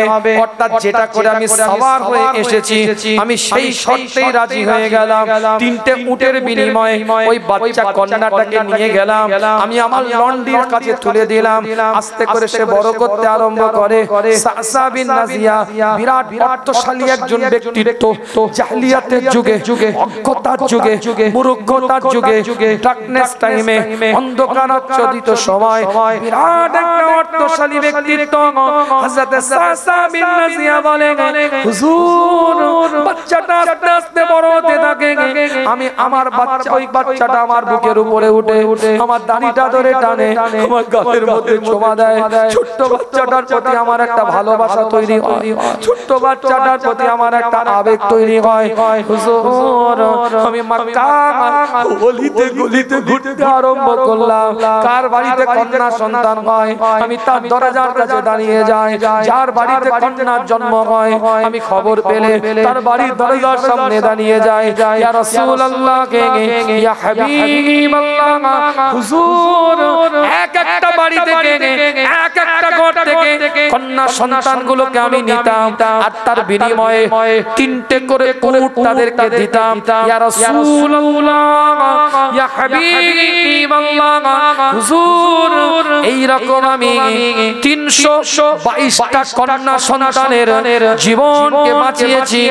হুজুর আল্লাহ কি আমাকে সাজা দিবে, আল্লাহ পাক কি আমাকে নিয়ামত দিবে, আল্লাহ পাক কি আমাকে মর্যাদা দিবে, আল্লাহ পাক কি আমাকে মার্তবা দিবে, এর ইনাম পুরস্কার কি আল্লাহ আমাকে দিবে। আল্লাহর নবী এই কথা যখন শুনতে পেলেন হুজুর দাঁড়িয়ে গেলেন, চোখ দিয়ে পানির টোশা গড়িয়ে যাচ্ছে। ওই মানুষ সাসা বিন নাজিয়া রাদিয়াল্লাহু তাআলা আনহুকে বুকের সাথে জড়িয়ে নিলেন, কপালের মধ্যে চুমা দিলেন। আল্লাহর নবী নবী মুহাম্মদুর রাসূলুল্লাহ সাল্লাল্লাহু আলাইহি ওয়াসাল্লাম বলতে থাকে, এ সাসা বিন নাজিয়া আমার আল্লাহ আমার মাওলা তোমার ওই আমলের কারণে, তোমার ওই কাজের কারণে ঈমান নামক দৌলতটা তোমাকে দান করেছে। যেহেতু শরীয়তের বিধান ঈমান আসার আগে কোন আমলের সাজা ঈমান আসার পরে আল্লাহ পাক দেন না, কিন্তু তোমার ওই আমলের কারণে আল্লাহ তোমাকে ঈমান দিয়েছে। আর এই ঈমান আসার কারণে আমি আল্লাহর নবী বলছি আমি জান্নাতে যে জায়গায় থাকবো এই সাসা বিন নাজিয়া তুমিও জান্নাতে একই জায়গায় একই স্থানে অবস্থান করবে। জোরে বলবেন না, আরো জোরে বলা যাবে না? এখন আধুনিক যুগে আপনারা আছেন, উল্টো পাল্টা তথ্য দেওয়ার কোনো সুযোগ নেই।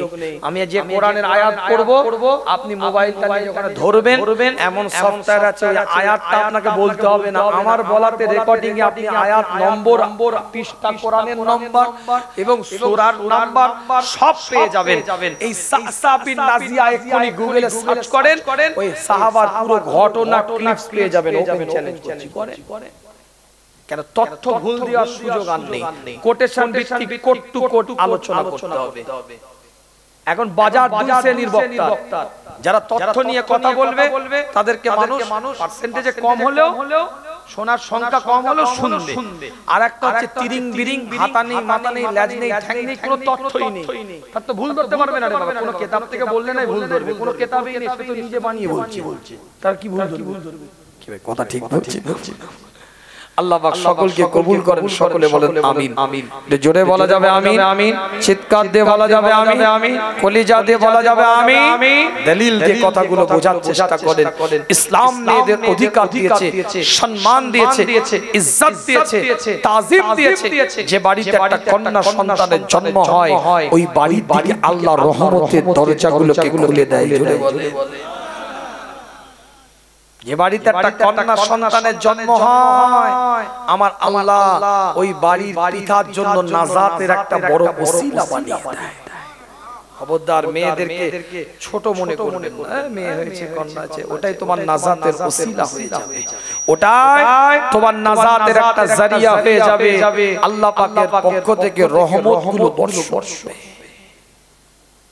বাদশা হারুন আর রশিদ কিতাবটা খুলে দেখেন, বিভিন্ন কিতাবে প্রমাণিত আছে, বিভিন্ন বাদশাদের ঘটনা আমরা শুনতে পাই। কিন্তু হযরত ওমর ইবনে আব্দুল আজিজের দ্বিতীয় ওমর যাকে বলা হতো, 100 হিজরিতে খেলাফতের শাসনে যখন তিনি পরিচালিত সাম্রাজ্য পরিচালনা করছে, হযরত ওমর ইবনে আব্দুল আজিজ দ্বিতীয় ওমর বলা হতো। এই ওমর ইবনে আব্দুল আজিজ ঘরের মধ্যে প্রবেশ করেছে। ঘরের মধ্যে ঢোকার পরে আওয়াজ দিয়ে বলছে, নিজ কন্যার দিকে লক্ষ্য করে চিৎকার আওয়াজ দিয়ে বলছে, মা আমার জন্য একটু পানি নিয়ে আয় মা, আমি খুব ক্ষুধার্ত, আমি খুব তৃষ্ণার্ত, আমি খুব পিপাসিত মা, আমার জন্য একটু পানি নিয়ে আয় মা, আমার জন্য একটু পানি নিয়ে আয়, আমি খুব তৃষ্ণার্ত। তিনবার আওয়াজ দিয়েছে। কন্যা সন্তান ঘরের মধ্যে আছে, সব শুনতে পাচ্ছে, কিন্তু কোনো কথা, কোনো আওয়াজ দিচ্ছে না। হঠাৎ করে ওমর ইবনে আব্দুল আজিজের স্ত্রী একটু পানি নিয়ে পাত্রে দাঁড়িয়ে আছে। উমর ইবনে আব্দুল আজিজ বলে, আমি তো তোমাকে পানি আনতে বলি নাই, আমি তো আমার কন্যাকে পানি আনতে বলেছি, এতক্ষণ ধরে ডাকছি, সে ঘরের মধ্যে আছে, কিন্তু আমার জন্য কি একটুখানি তার দয়া নাই, আমার জন্য কি একটুখানি তার মায়া নাই, একটুখানি তো পানি আমার জন্য আনতে পারত। এতবার বলার পরেও আমি তৃষ্ণার্ত, আমি পিপাসিত, আমার পিপাস পেয়েছে, এতবার বলার পরেও সে তো আমার জন্য একটু খাবার আনতে, পানি আনতে পারত, কিন্তু সে তো ঘরে সব কিছু শুনছে, তারপরেও সে কেন বেরোলো না, আওয়াজ কেন দিল না? উমর ইবনে আব্দুল আজিজের স্ত্রী বলতে থাকে, আপনার কাছে বলতে সে লজ্জা পায়, আমাকেও বলতে সে নিষেধ করেছে, কিন্তু আপনি যখন এতবার বলছেন আমি বলতে বাধ্য হচ্ছি। তার শরীরের মধ্যে যে পোশাকটা আছে, সেই পোশাকের যে পায়জামাটা সে পরে আছে, এতটাই ছিদ্র হয়ে গিয়েছে, এতটা পায়জামাটা ছিঁড়ে গিয়েছে। একজন প্রাপ্তবয়স্ক মেয়ে, প্রাপ্তবয়স্ক কন্যা তার বাপের সামনে ওই পোশাকটা পরে দাঁড়াতে পারবে না, পরিধান করে দাঁড়াতে পারবে না, লজ্জা তাকে লাগবে, শরম তাকে লাগবে, তার সাতারটা উন্মুক্ত হয়ে যাবে।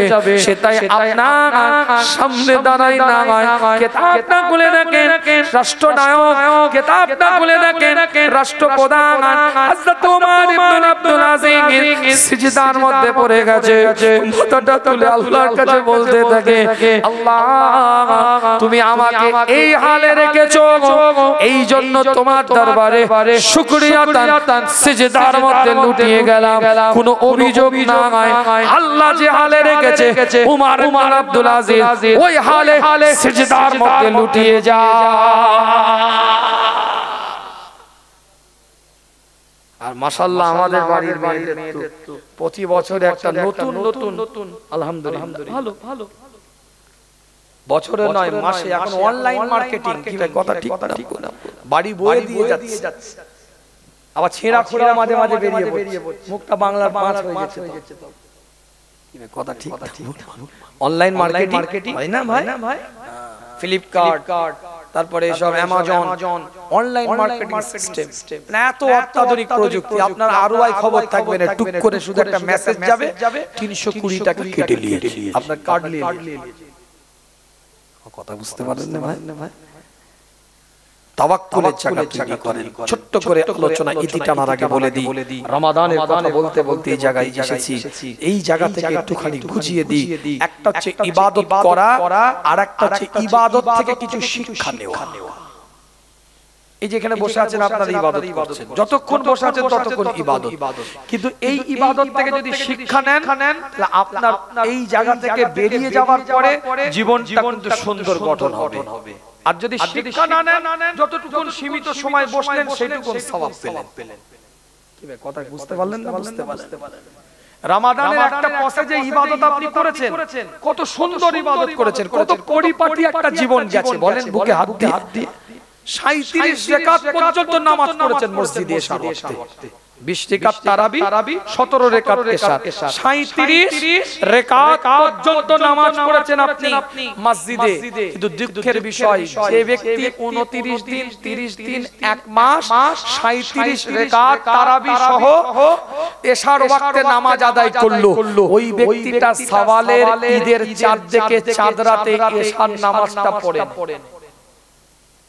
হয়ে গেছে ছুটি মনে করছে কি কথাটা ভুল হয়ে গেল নাকি যদিও পড়লো ঘরে পড়লো জামা আসতে ভুলে গেছে কেন মুদিখানার সামান কিছু পরে দিন গোশত কিনতে দোকানে দাঁড়িয়ে আছে পরের দিন বাচ্চা মেয়েটার হাত ধরে ছেলেটার হাত ধরে মার্কেট বাজারে গেছে পরের দিন ঈদ তাহলে কি বুঝলেন 29 দিন বেচারাটা ইবাদত করেছে কিন্তু ইবাদত থেকে শিক্ষা নিতে পারে না যদি শিক্ষা নিত তার আবেগ তার দিল তার অন্তর বলতো আমি 37 রাকাত নামাজ পড়েছি 4 রাকাত পড়তে অসুবিধা কি আগে পড়ি তারপরে এই কাজগুলো করব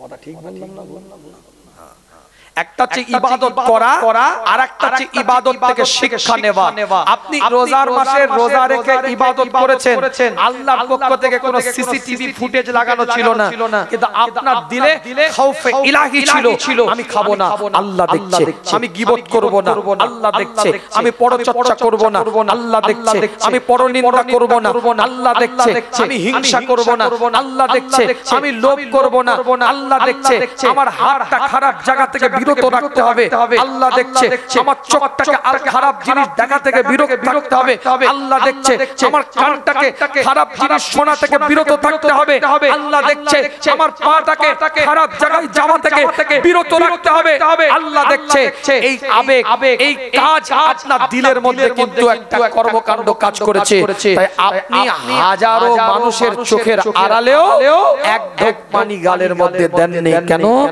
আল্লাহ দেখছে সুন্দর কাজটা তো ভালো এই ইবাদত থেকে যদি শিক্ষা নিতে পারতেন যে আল্লাহ রোজার মাসেও দেখে সে আল্লাহ 11 মাসও দেখে আন্নাল কুওয়াতা লিল্লাহি জামিআ নাহনু আকরাবু ইলাইকা মিন হাবলিল ওয়ারিদ যে আল্লাহ রোজাতে দেখে সে আল্লাহ 11 মাস দেখে 11 মাস যদি ভাবতেন আমি মিথ্যা বলবো না আল্লাহ দেখছে আমি গীবত করব না আল্লাহ দেখছে ভাইয়ের সম্পত্তি ক্ষমতার জোরে নিজের নামে রেকর্ড করব না আল্লাহ দেখছে আমি ধোঁকা দেব না আল্লাহ দেখছে এইটা যদি আপনার আকলে জ্ঞানে বিবেকের মধ্যে ওই ইবাদত রোজার মাস থেকে যদি শিক্ষা নিতে পারতেন 11 মাস আপনি ওলি হয়ে ঘুরে বেড়াতেন কথাটা ভুলভাল বলে ফেললাম নাকি ভাই কথাটা কি যুক্তি আছে না অযুক্তি বলছি বলে তাহলে আপনার আমার তাওয়াক্কুল ঠিক রাখতে হবে খাউফে ইলাহি জায়গাটা ঠিক রাখতে হবে আল্লাহ তাআলা কোরআনের মধ্যে বলছে ইয়া আইয়ুহাল্লাযীনা আমানু তাকুল্লাহ হাক্কা তুকাতিহি ওয়া লা তামুতুন্না ইল্লা ওয়া আনতুম মুসলিমুন এই ঈমানদারেরা তোমরা আল্লাহকে ভয় কর ভয় করার মতন ভয় কর ওয়া লা তামুতুন্না ইল্লা ওয়া আনতুম মুসলিমুন যতক্ষণ পর্যন্ত মুসলমানিত্বের পরিচয় না দিতে পারিস ততক্ষণ মৃত্যুবরণ করিস খাউফে ইলাহি এক একটা বান্দাকে আল্লাহ কবুল করে নিয়ে ওলি বানিয়ে দিবে জোরে বলেন না সুবহানাল্লাহ আরেকটু জোরে বলা যাবে না সুবহানাল্লাহ একসাথে চিৎকার দিয়ে বলা যাবে না সুবহানাল্লাহ আল্লাহ নবী আল্লাহ রাসূল সাহাবে کرام হুজুরদের সাথে আলাপ আলোচনা করতে থাকে সাহাবে کرام হুজুরদের সাথে কথাবার্তা বলতে থাকে এক একটা কোরআনের আয়াত আল্লাহ পাক নাযিল করে দিতে থাকে ছোট্ট করে বলে দিয়ে যায় আপনাদের খিদমতে রমাদানের ইবাদতটাকে কাজে লাগান ইবাদত থেকে শিক্ষা নেন 11টা মাস এই ইবাদতের উপরে ডিপেন্ড করে নিজেদের জীবনটাকে যদি বাস্তবায়ন করতে পারে জীবনের মোড়টা ঘুরে যাবে গীবত মুক্ত একটা জীবন তৈরি হয়ে যাবে পরচর্চা মুক্ত একটা জীবন তৈরি হয়ে যাবে পরনিন্দা মুক্ত একটা জীবন তৈরি হয়ে যাবে হিংসা মুক্ত একটা জীবন তৈরি হয়ে যাবে লোভ মুক্ত একটা জীবন তৈরি হয়ে যাবে ফেরেববাজি মুক্ত একটা জীবন তৈরি হয়ে যাবে আল্লাহ পাক ওই জীবনটাকে কবুল করে নেবে ওই অন্তরটাকে কবুল করে নেবে খাউফে ইলাহির মাধ্যমে আল্লাহর আল্লাহর উপরে তাওয়াক্কুল তৈরি হয়ে যাবে।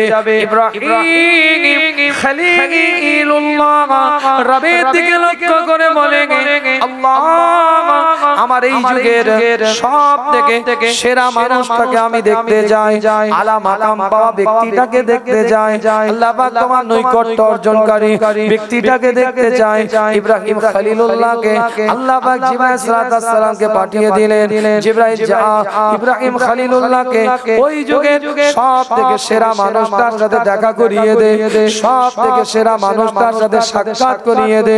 ইব্রাহিম খলিলুল্লাহকে সঙ্গী করে নিয়ে টুকটুক করে আগিয়ে যাচ্ছে, ওই ব্যক্তির কাছে দাঁড় করিয়ে দিয়েছে। আল্লাহ পাকের তরফ থেকে জিবরাইল আলাইহিস সালাম এলান করে দেয়, ইব্রাহিম খলিলুল্লাহর দিকে লক্ষ্য করে, এই মানুষটা হচ্ছে আপনার এই যুগের সব থেকে সেরা একজন ব্যক্তিত্ব, আলা মাকাম পাওয়া ব্যক্তিত্ব, নৈকট্য অর্জনকারী ব্যক্তিত্ব। ইব্রাহিম খলিলুল্লাহ দেখতে পায়, চোখে দেখতে পায় না সে। ইব্রাহিম খলিলুল্লাহ লক্ষ্য করে, হাত দিয়ে কিছু ধরতে পারে না, পা দিয়েও চলতে পারে না, হ্যান্ডিক্যাপ, প্যারালাইসিস, প্রতিবন্ধী, অন্ধ একজন মানুষ। তার দিকে তাকিয়ে বলছে, এই মানুষটা এই যুগের সেরা মানুষ। ইব্রাহিম খলিলুল্লাহ চিন্তা করে, কি এমন ইবাদত করে, কি এমন উপাসনা করে, কি এমন বান্দেগি করে, কি এমন জিকির আজকার করে, কি এমন মুরাকাবা করে, কি এমন মুশাহিদা করে, কি এমন তাসবিহ নফস করে, কি এমন আত্মশুদ্ধি করে যে আল্লাহ পাকের এত নৈকট্য অর্জনকারী ব্যক্তিত্ব হয়ে গেল। টুকটুক করে ইব্রাহিম খলিলুল্লাহ ওই বান্দার কাছে গিয়ে জিজ্ঞাসা করে, আপনি কি জন্মগত অন্ধ না আগে দেখতে পেতেন, এখন দেখতে পান না? ওই ব্যক্তি বলতে থাকে, আমি আগে দেখতে পেতাম, এখন আর দেখতে পাই না। ইব্রাহিম খলিলুল্লাহ জিজ্ঞাসা করে, আপনি যখন অন্ধ হয়ে গেলেন, চোখে দেখতে আর পাচ্ছেন না, তখন কি আল্লাহর কাছে দোয়া চাননি, আল্লাহ আপনি আমার দৃষ্টি শক্তিটাকে ফিরিয়ে দেন?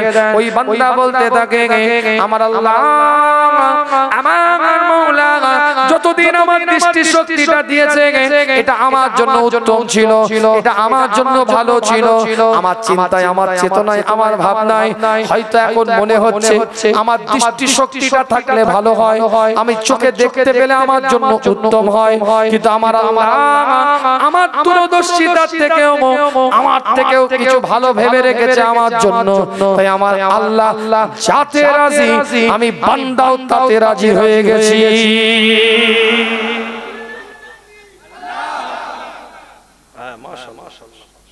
জেগে আছে পিছনের দিকে। মাশাআল্লাহ, আল্লাহ পাক কবুল করেন। সকলে বলেন আমিন। জোরে বলা যাবে না আমিন? চিৎকার দিয়ে বলা যাবে না আমিন? ইব্রাহিম খলিলুল্লাহ দ্বিতীয়বার প্রশ্ন করে, তুমি কি আগে হাত দিয়ে ধরতে পারতে? বলে জঙ্গল থেকে কাঠ কেটে নিয়ে আসতাম। তুমি কি আল্লাহর কাছে দোয়া চাও নাই? আল্লাহ তুমি আমার হাতের ক্ষমতাটা ফিরিয়ে দাও। ওই ব্যক্তি বলতে থাকে, আল্লাহ পাক যতদিন আমার হাতের ক্ষমতা দিয়েছিলেন ওটা আমার জন্য উত্তম ছিল, এখন আমার হাতের ক্ষমতা নাই। আমার চিন্তায় মনে হচ্ছে ক্ষমতা থাকলে ভালো হতো, কিন্তু আমার আল্লাহ, আমার মাওলা, আমার পরওয়ারদিগার বেনিয়াজ আমার জন্য এর থেকেও কিছু ভালো ভেবে রেখে দিয়েছে। তাই আল্লাহ যাতে রাজি, আমি বান্দাও তাতে রাজি হয়ে গিয়েছি। ইব্রাহিম খলিলুল্লাহ আবার জিজ্ঞাসা করে, তুমি কি পা দিয়ে আগে চলতে পারতে? বলে দৌড়াতাম। আল্লাহর কাছে দোয়া চাও নাই? একই কথা বলে, আমার আল্লাহ আমার চিন্তার থেকেও আমার জন্য কিছু ভালো ভেবে রেখে দিয়েছে। তাই আমার আল্লাহ যাতে রাজি, আমি বান্দাও তাতে রাজি হয়ে গিয়েছি। ইব্রাহিম খলিলুল্লাহ আল্লাহ পাকের দিকে তাকিয়ে বলতে থাকে, এই রব্বে আল্লাহ, এই মাওলা, এই পরওয়ারদিগার বেনিয়াজ খোদা, আপনার এই বান্দা কোনো জিকিরের কারণে নয়, কোনো ফিকিরের কারণে নয়, কোনো তাসবিহের কারণে নয়, কোনো মুরাকাবার কারণে নয়, কোনো মুশাহিদার কারণে নয়, কোনো তাসকিয়া নফসের কারণে নয়, কোনো আত্মশুদ্ধির কারণে নয়, কোনো ইবাদতের কারণে নয়, কোনো সিজদার কারণে নয়, কোনো রুকুর কারণে নয়। এই রব্বে আল্লাহ, এই মাওলা, এই পরবর্তীকার বেনিয়াস এ খোদা তোমার এই বান্দা কেবল মাত্র তোমার উপরে খুশি, তোমার উপরে তাওয়াক্কুল, তোমার উপরে ভরসা, তুমি যাতে রাজি, এই বান্দা তাতে রাজি হয়ে গিয়েছে, তুমি যাতে খুশি এই বান্দা তাতে খুশি হয়ে গিয়েছে। আল্লাহ তাআলা তুমি এই বান্দাকে এই যুগের সেরা বান্দা হিসাবে কবুল করে নিয়েছো। জোরে বলে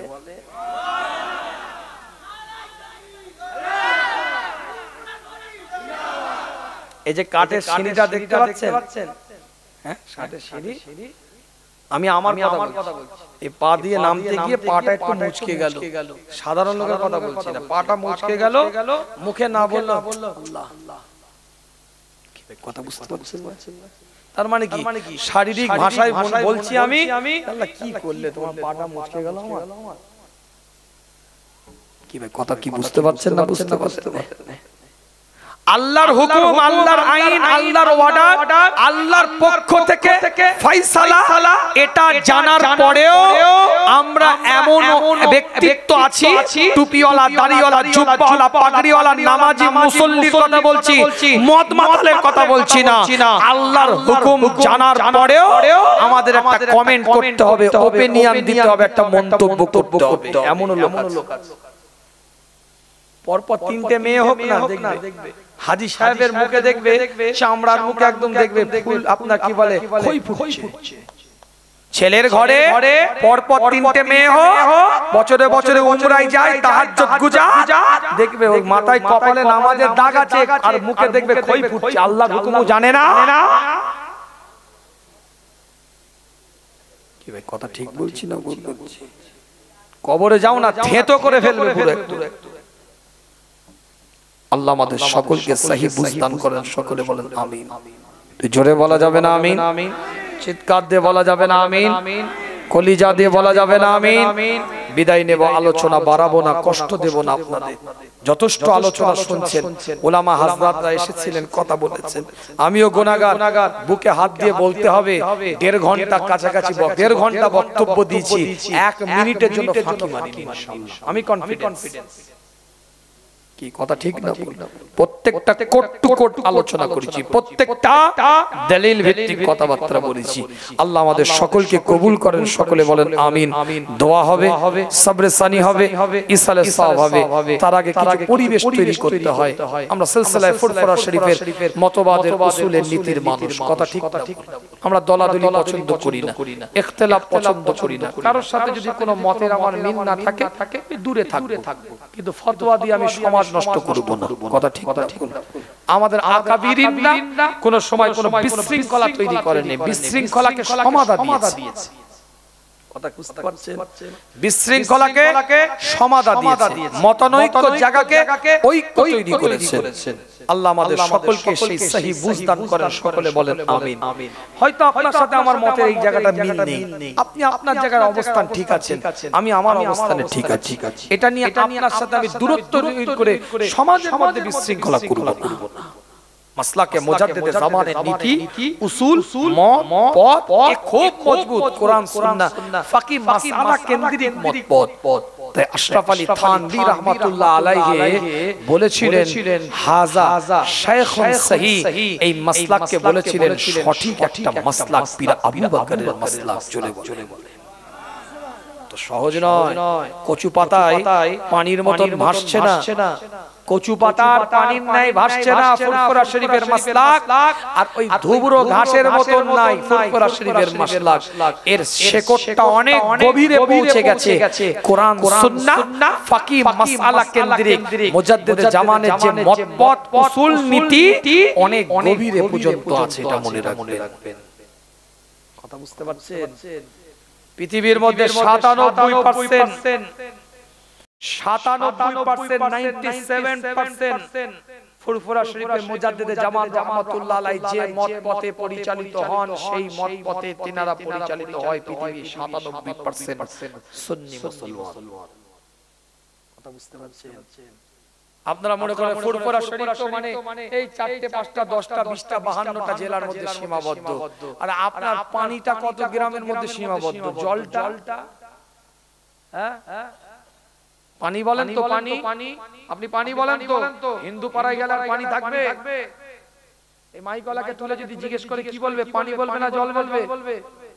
হয়ে গেল তো, এখানে তো পানি সীমাবদ্ধ হয়ে গেল। আর একটু বাইরে গিয়ে ওটা ওয়াটার হয়ে যাবে, মাউন্ট হয়ে যাবে, আব হয়ে যাবে, জল হয়ে যাবে। কিন্তু উদ্দেশ্য তো পানি। এখানে ফুরফুরা শরীফ নাম আছে, আরেক জায়গায় আরেকটা নাম, কিন্তু আকীদার জায়গায় এক, বিশ্বাসের জায়গায় এক। কথাটা কিছু বুঝতে পারছেন না? বুঝতে পারছেন না? পৃথিবীর মধ্যে 97% মুসলমান আশারায়ে মাতুরিদি মুসলমান, পৃথিবীর মধ্যে 97% মুসলমান। ফুরফুরা শরীফের মুজাদ্দিদ জামান রাহমাতুল্লাহ আলাইহি যে মত লালন করে, যে মতের মাসলাকের উপরে তানার মুরিদ ভক্ত ভালোবাসার মানুষদেরকে আমভাবে সমাজের উপরে পরিচালিত করেছেন, সেই মতের মানুষ পৃথিবীর মধ্যে 97%। আসুন বসুন আমার সামনে, আমি কথা বলে বুঝিয়ে দেব ইনশাআল্লাহ। কিন্তু আমি কোন মতকে খারাপ বলবো না। কোরআন সুন্নাহ ফাকি মাসালা কেন্দ্রিক প্রত্যেকটা মতকে আমি সম্মান দেব। কিন্তু আমার আকাবির, আমার উলিনাম, আমার নীতি, আমার উসুল, আমার কোরআন সুন্নাহ ফাকি মাসালা মুজাদ্দিদ জামান যেটা দিয়ে গেছে সেটা আমার কাছে দলিল। কথা ঠিক না? আরেকটা আকাবির, আরেকটা উলিনাম, আরেকটা মাসলাকের মানুষ তিনি জানার কাছ থেকে যেটা পেয়েছে সেটা তার কাছে দলিল। কথা ঠিক বলছি না? আল্লাহ আমাদের সকলকে কবুল করেন, সকলে বলেন আমিন। জোরে বলা যাবে না আমিন? আসেন তাই আমরা রাসূলের শানে দাঁড়িয়ে সালাত সালাম পাঠ করি। এটা ওয়াজিব জেনে, ফরজ জেনে, সুন্নাত জেনে, মুস্তাহাব জেনেও করি না, মুস্তাহাসান জেনে। কি বললাম? মুস্তাহাসান। এগুলোতে দলাদলি করবেন না। মুস্তাহাসান কত করে না, ফয়সালা দিয়েছে। এ নিয়ে দলাদলি বলেন না আমাদের। কোন আকাবির, যত দেওবন্দি মাসলাকের আকাবির আছেন, সমস্ত আকাবিরিনদেরকে সম্মান দিয়ে বলছি, কোন দেওবন্দি আকীদার কোন উচ্চ পর্যায়ের যত আকাবিরিনরা আছেন কেউ এগুলো নিয়ে দলাদলি করেন না, ইখতিলাফ করেন না। তারা সবাই মুস্তাহাসান পর্যায়ে রেখেছেন। আল্লাহ আমাদের সকলকে কবুল করেন। এগুলো দলাদলি করবেন না। ওই little learning is dangerous thing, অল্প বিদ্যা ভয়ঙ্কর। কিছু আছে একটু কথাবার্তা ভুলভাল বলে ফেলে, আল্লাহ মাফ করেন তাদেরকে। কিন্তু মৌলিক আকাবিরিনদের মধ্যে কোনো ইখতিলাফ, কিয়াম, সালাম, দরুদ, আপনার মিলাদ এগুলোকে নিয়ে নাই। তাদের মধ্যে ঐক্যমত আছে। আল্লাহ আমাদের সকলকে সহি বুঝদান করেন, সকলে বলেন আমিন। আসেন সকলে রাসূলের শানে দাঁড়িয়ে একটু সালাতু সালাম পাঠ করব, ছোট্ট করে দোয়া করে ইনশাআল্লাহ আপনাদের খিদমত থেকে বিদায় নেব। ইয়া নবী সালাম।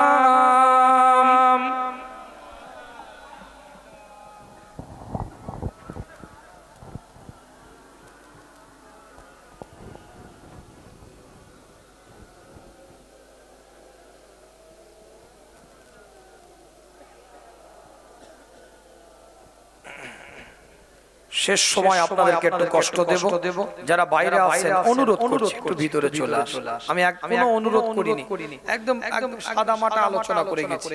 সবাই একটু ভিতরে চলে আসেন, একটু আগে আসে। একদম শেষ সময় দোয়া সাবরেসানি হবে, যারা তাবারুক দিবেন তাদেরও দিতে একটু সুবিধা হবে। সকলে ভিতরে চলে আসুন, অনুরোধ করছি ভিতরে চলে আসেন। একান্ত যদি কেউ নিচে বসতে না পারেন, ভিতরে আলহামদুলিল্লাহ চেয়ার আছে, আপনারা বসতে পারেন। অনেকে নিচে বসতে পারে না, মাজুরিয়াত ব্যাপার, জরুরিয়াত মানে বসার অসুবিধা, হাঁটু কোমরের ব্যাপার, অনেক কিছু ব্যথা থাকে, তারাও বসতে পারবেন, চেয়ার আছে। এখন না, সালামের পরে কেউ বাইরে থাকবেন না, ভিতরে চলে আসে, পরিবেশটা তৈরি করেন। ইখতিলাফ মতানৈক্যের পরিবেশ নয়, ঐক্যের পরিবেশ তৈরি করেন। আল্লাহ পাক সকলকে কবুল করেন। সকলে আগিয়ে আসি, সকলে একটু আগিয়ে আসি। আল্লাহ পাক কবুল করেন, সকলে বলেন আমিন। আবেগ, দরদ, ভালোবাসা এগুলো নিয়ে একটু সালাতু সালাম খুব মহব্বতের সাথে পড়েন। ইয়া নবী সালাম।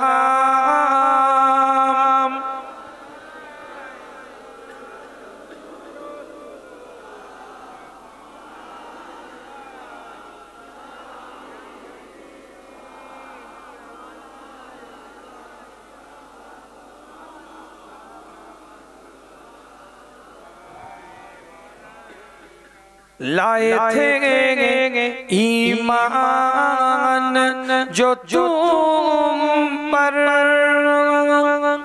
क्यों न देंगे ओ जान ओ तुम पर।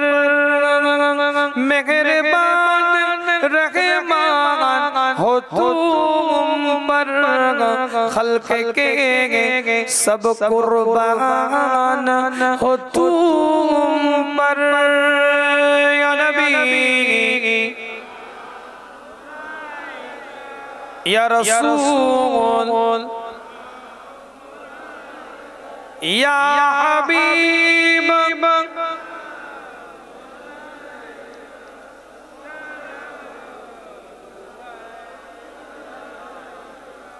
गिनने वालों को थाम लो, कैद से हमको छुड़ा लो। मरने वालों को बचा लो, हम मदीने में बुला लो। या नबी आरो जोड़े या रसूल या हबीब,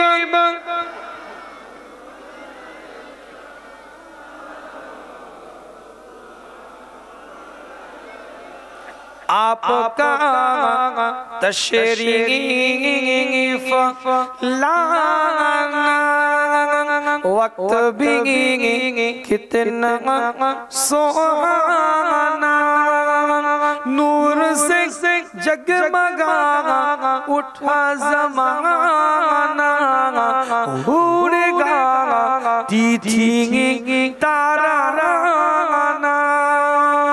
या नबी या रसूल या हबीब,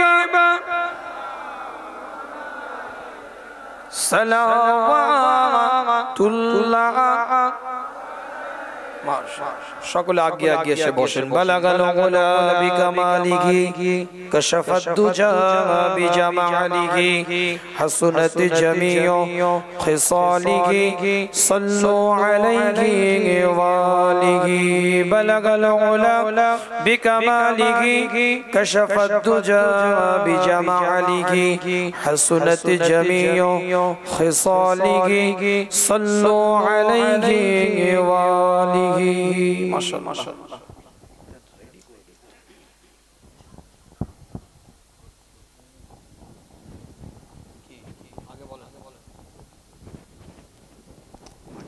যেটাই বলবেন আগে সেটা ঠিক আছে। কি বাকি আছে আগে বলবেন, চাঁদা তুলতে হবে, এটা আগে বলতে হবে না?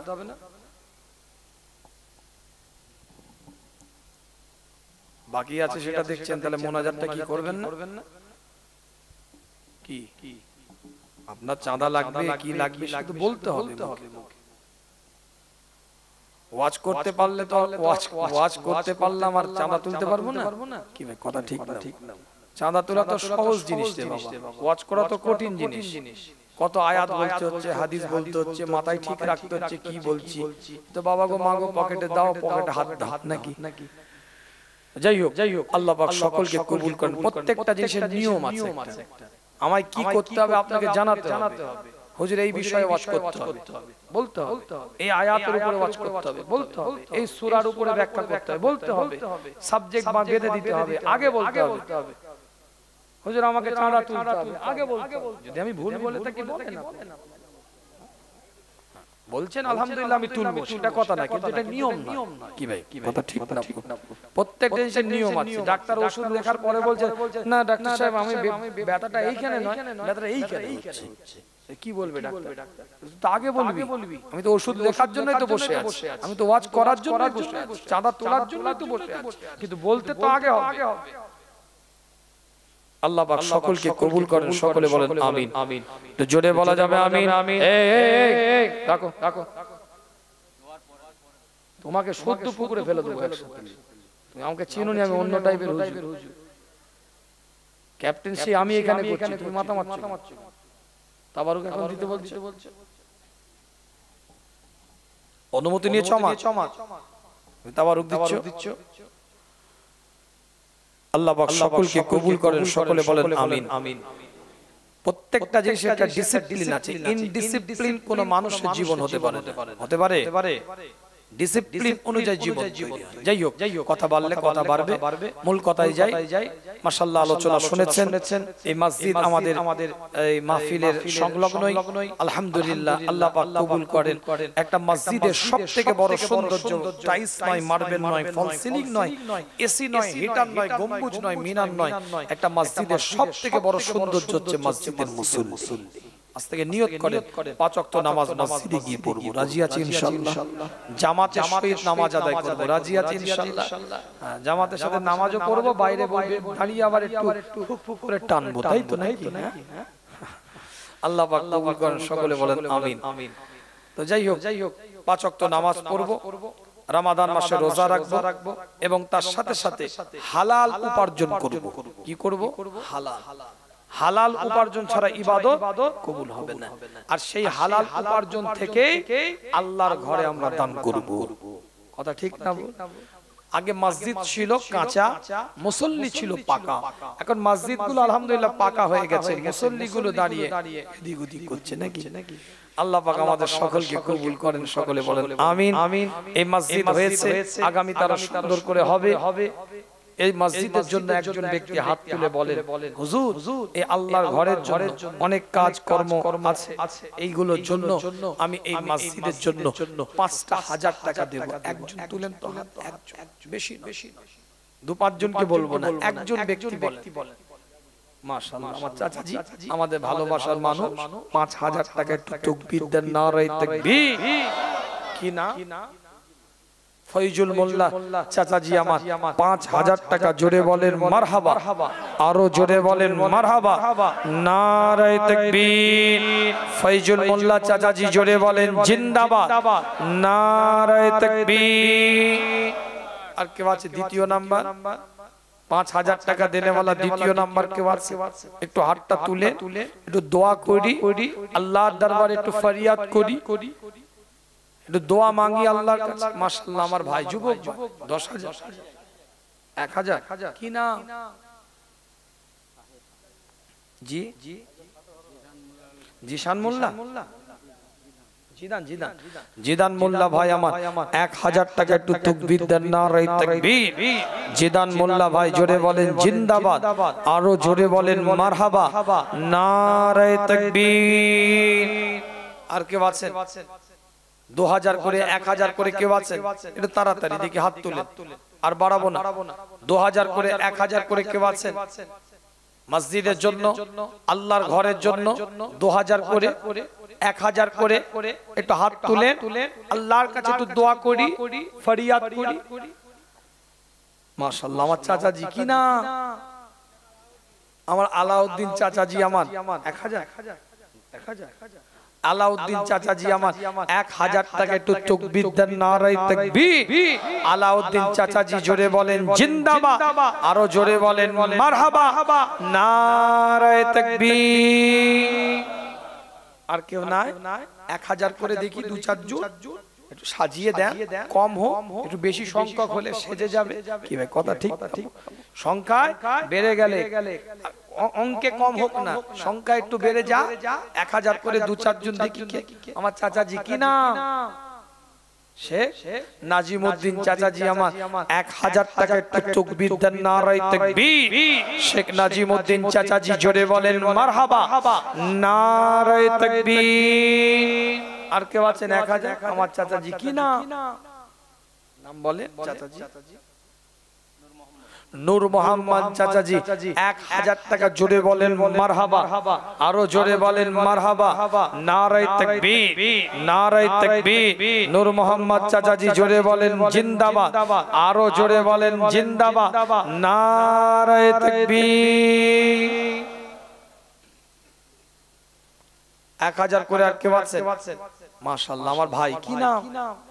মতিউর রহমান ভাই 1000 টাকা জোরে বলেন মারহাবা। মতিউর রহমান ভাই জোরে বলেন জিন্দাবাদ, নারায়ে তাকবীর, নারায়ে তাকবীর। আর কে আছেন 1000 করে? মাশাআল্লাহ, কি নাম? এই তো মাশাআল্লাহ আমার যুবক ভাই, কি নাম পিছনেরটা? আব্দুল্লাহ ভাই 1000 টাকা জোরে বলেন মারহাবা, নারায়ে তাকবীর। আমার ভাই আশিক ভাই, আমার আশিক ভাই 1000 টাকা জোরে বলেন মারহাবা, নারায়ে তাকবীর। এই তো পিছনে কি নাম? আমির ভাই 1000 টাকা জোরে বলেন মারহাবা, নারায়ে তাকবীর, নারায়ে তাকবীর। আর কেউ নাই? 1000 করে, 1000 করে আর কেউ নাই? তো চারজন হাত তুলে কত টাকা কত দিক দিয়ে চলে যায়, নষ্ট হয়ে যায়, উকিলে খেয়ে নেয়, ডাক্তারে খেয়ে নেয়। কি না? নঈমুদ্দিন ভাই 1000 টাকা, ক্যাশিয়ার নাকি?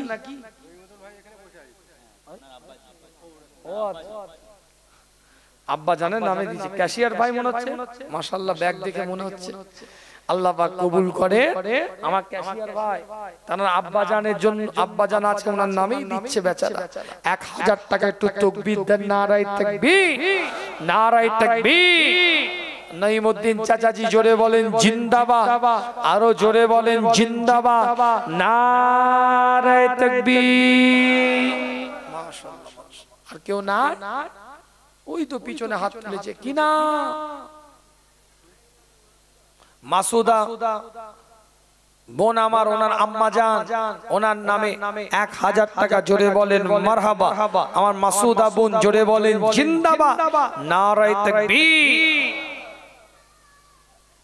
আল্লাহ পাক কবুল করেন। আর কেউ না? যাই হোক, মাশাআল্লাহ অল্প সময়ে আপনারা যথেষ্ট এগিয়ে এসেছেন। দোয়া করি আরো প্রতিষ্ঠান মসজিদটাকে খেয়াল রাখেন, আল্লাহ সকলকে করার তৌফিক এনায়েত করেন। ছোট্ট করে একটা কথা বলে দিই, আমাদের যুবকদের কিছু প্রবণতা এখন দেখা দিয়েছে, সেটা হচ্ছে চুলের কাটিং। চুলের কাটিং গুলো দেখেছেন? হ্যাঁ, টুপি পরে আছে যেন মনে হচ্ছে উমরা থেকে এসেছে।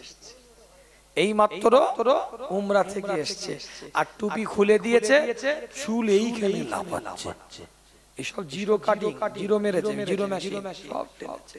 এইখান থেকে দাগ দিচ্ছে, এখানে দাগ, গোপে দাগ, ভুরুতে দাগ, চুলে দাগ, পুরো এরকম দাগ। এই দাগটাকে টেনে নিয়ে সেই দিকে ফেলেছে। 3 রকম কালার। কি করেছি? হাইলাইট। কি কথা ঠিক না? আল্লাহ নবী আল্লাহ রাসূল বলছেন এই কাটিংটা হচ্ছে ইহুদিদের কাটিং। যে বাড়ির পরিবারের সন্তানের মাথায় ওই কাটিং চুল থাকবে, আল্লাহ লানাত ওই পরিবারের উপরে আসবে। সমান কাটেন, চুল রাখতে অসুবিধা নাই। বাবরি রাখেন আপনি, 3 প্রকার বাবরি সুন্নাত।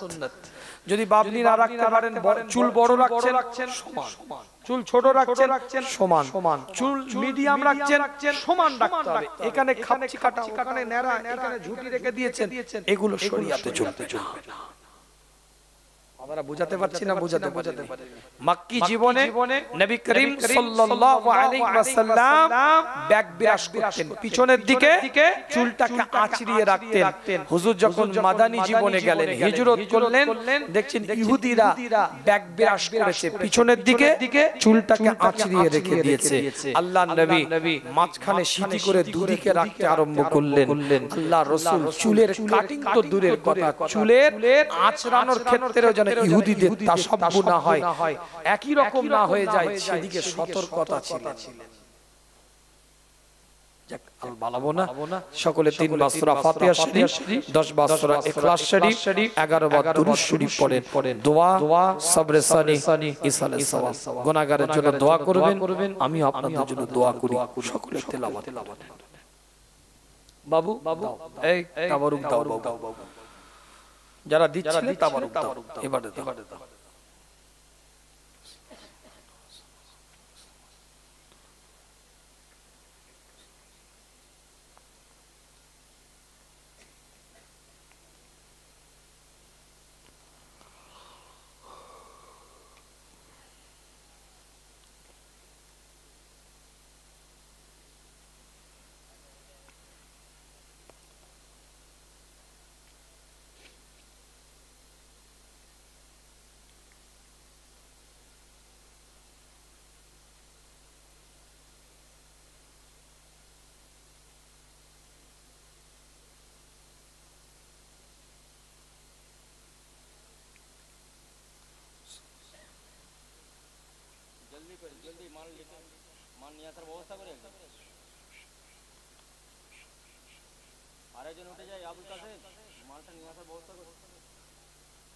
ওয়ালাইকুম আসসালাম। হ্যাঁ বলেন বলেন,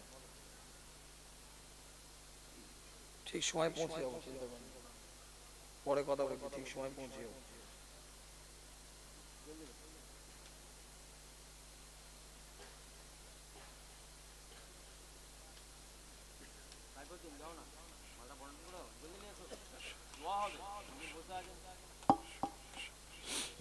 اللهم صل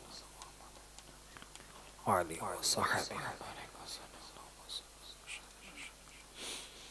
যে যা পড়েছেন সকলে আমাকে উকিল করবেন, হাওয়ালা করেন। দোয়া সবরে সানি সালে সওয়াব। আল্লাহুম্মা আমিন, আল্লাহুম্মা আমিন। ইয়া আল্লাহ, আমরা যা কিছু পড়েছি সূরা ফাতিহা শরীফ, দুরূদ শরীফ, ইখলাস শরীফ, তেলাওয়াতে কোরআন, বাদ মাগরিবের পর থেকে তাসবিহ, হামদ, তাকবীর, দরুদ, সালাম, যা কিছু ওয়াজ, নসিহত, ইবাদতে মালি, ইবাদতে বাদানি, যা কিছু পড়া হয়েছে জানা ভুল ত্রুটি থাকলে আল্লাহ আপনি মাফ করেন। যদি কিছু সওয়াব দান করেন, আকায়ে নাম তাজদারে হারাম মদিনাত দুলাল হুজুরে আকরাম সাল্লাল্লাহু আলাইহি ওয়াসাল্লামের কদম মুবারকে পৌঁছে দেন। হুজুরের নালাইন শরীফের উসিলায় সাহাবায়ে কেরাম, তাবিঈন, তাবে তাবিঈন, আইম্মায়ে মুস্তাহিদিন, আইম্মায়ে মুফাসসিরিন, চার পীরানে পীর, ইমাম কুতুব, আবদালদের আরওয়াহ পাকে সওয়াব পৌঁছে দেন। শুহাদায়ে বদর, শুহাদায়ে কারবালা, শুহাদায়ে উহুদ, শুহাদায়ে খান্দক, যে যেখানে শহীদ হয়েছে আল্লাহ তাআলাদের সকলে আরওয়াহ পাকে সওয়াব পৌঁছে দেন।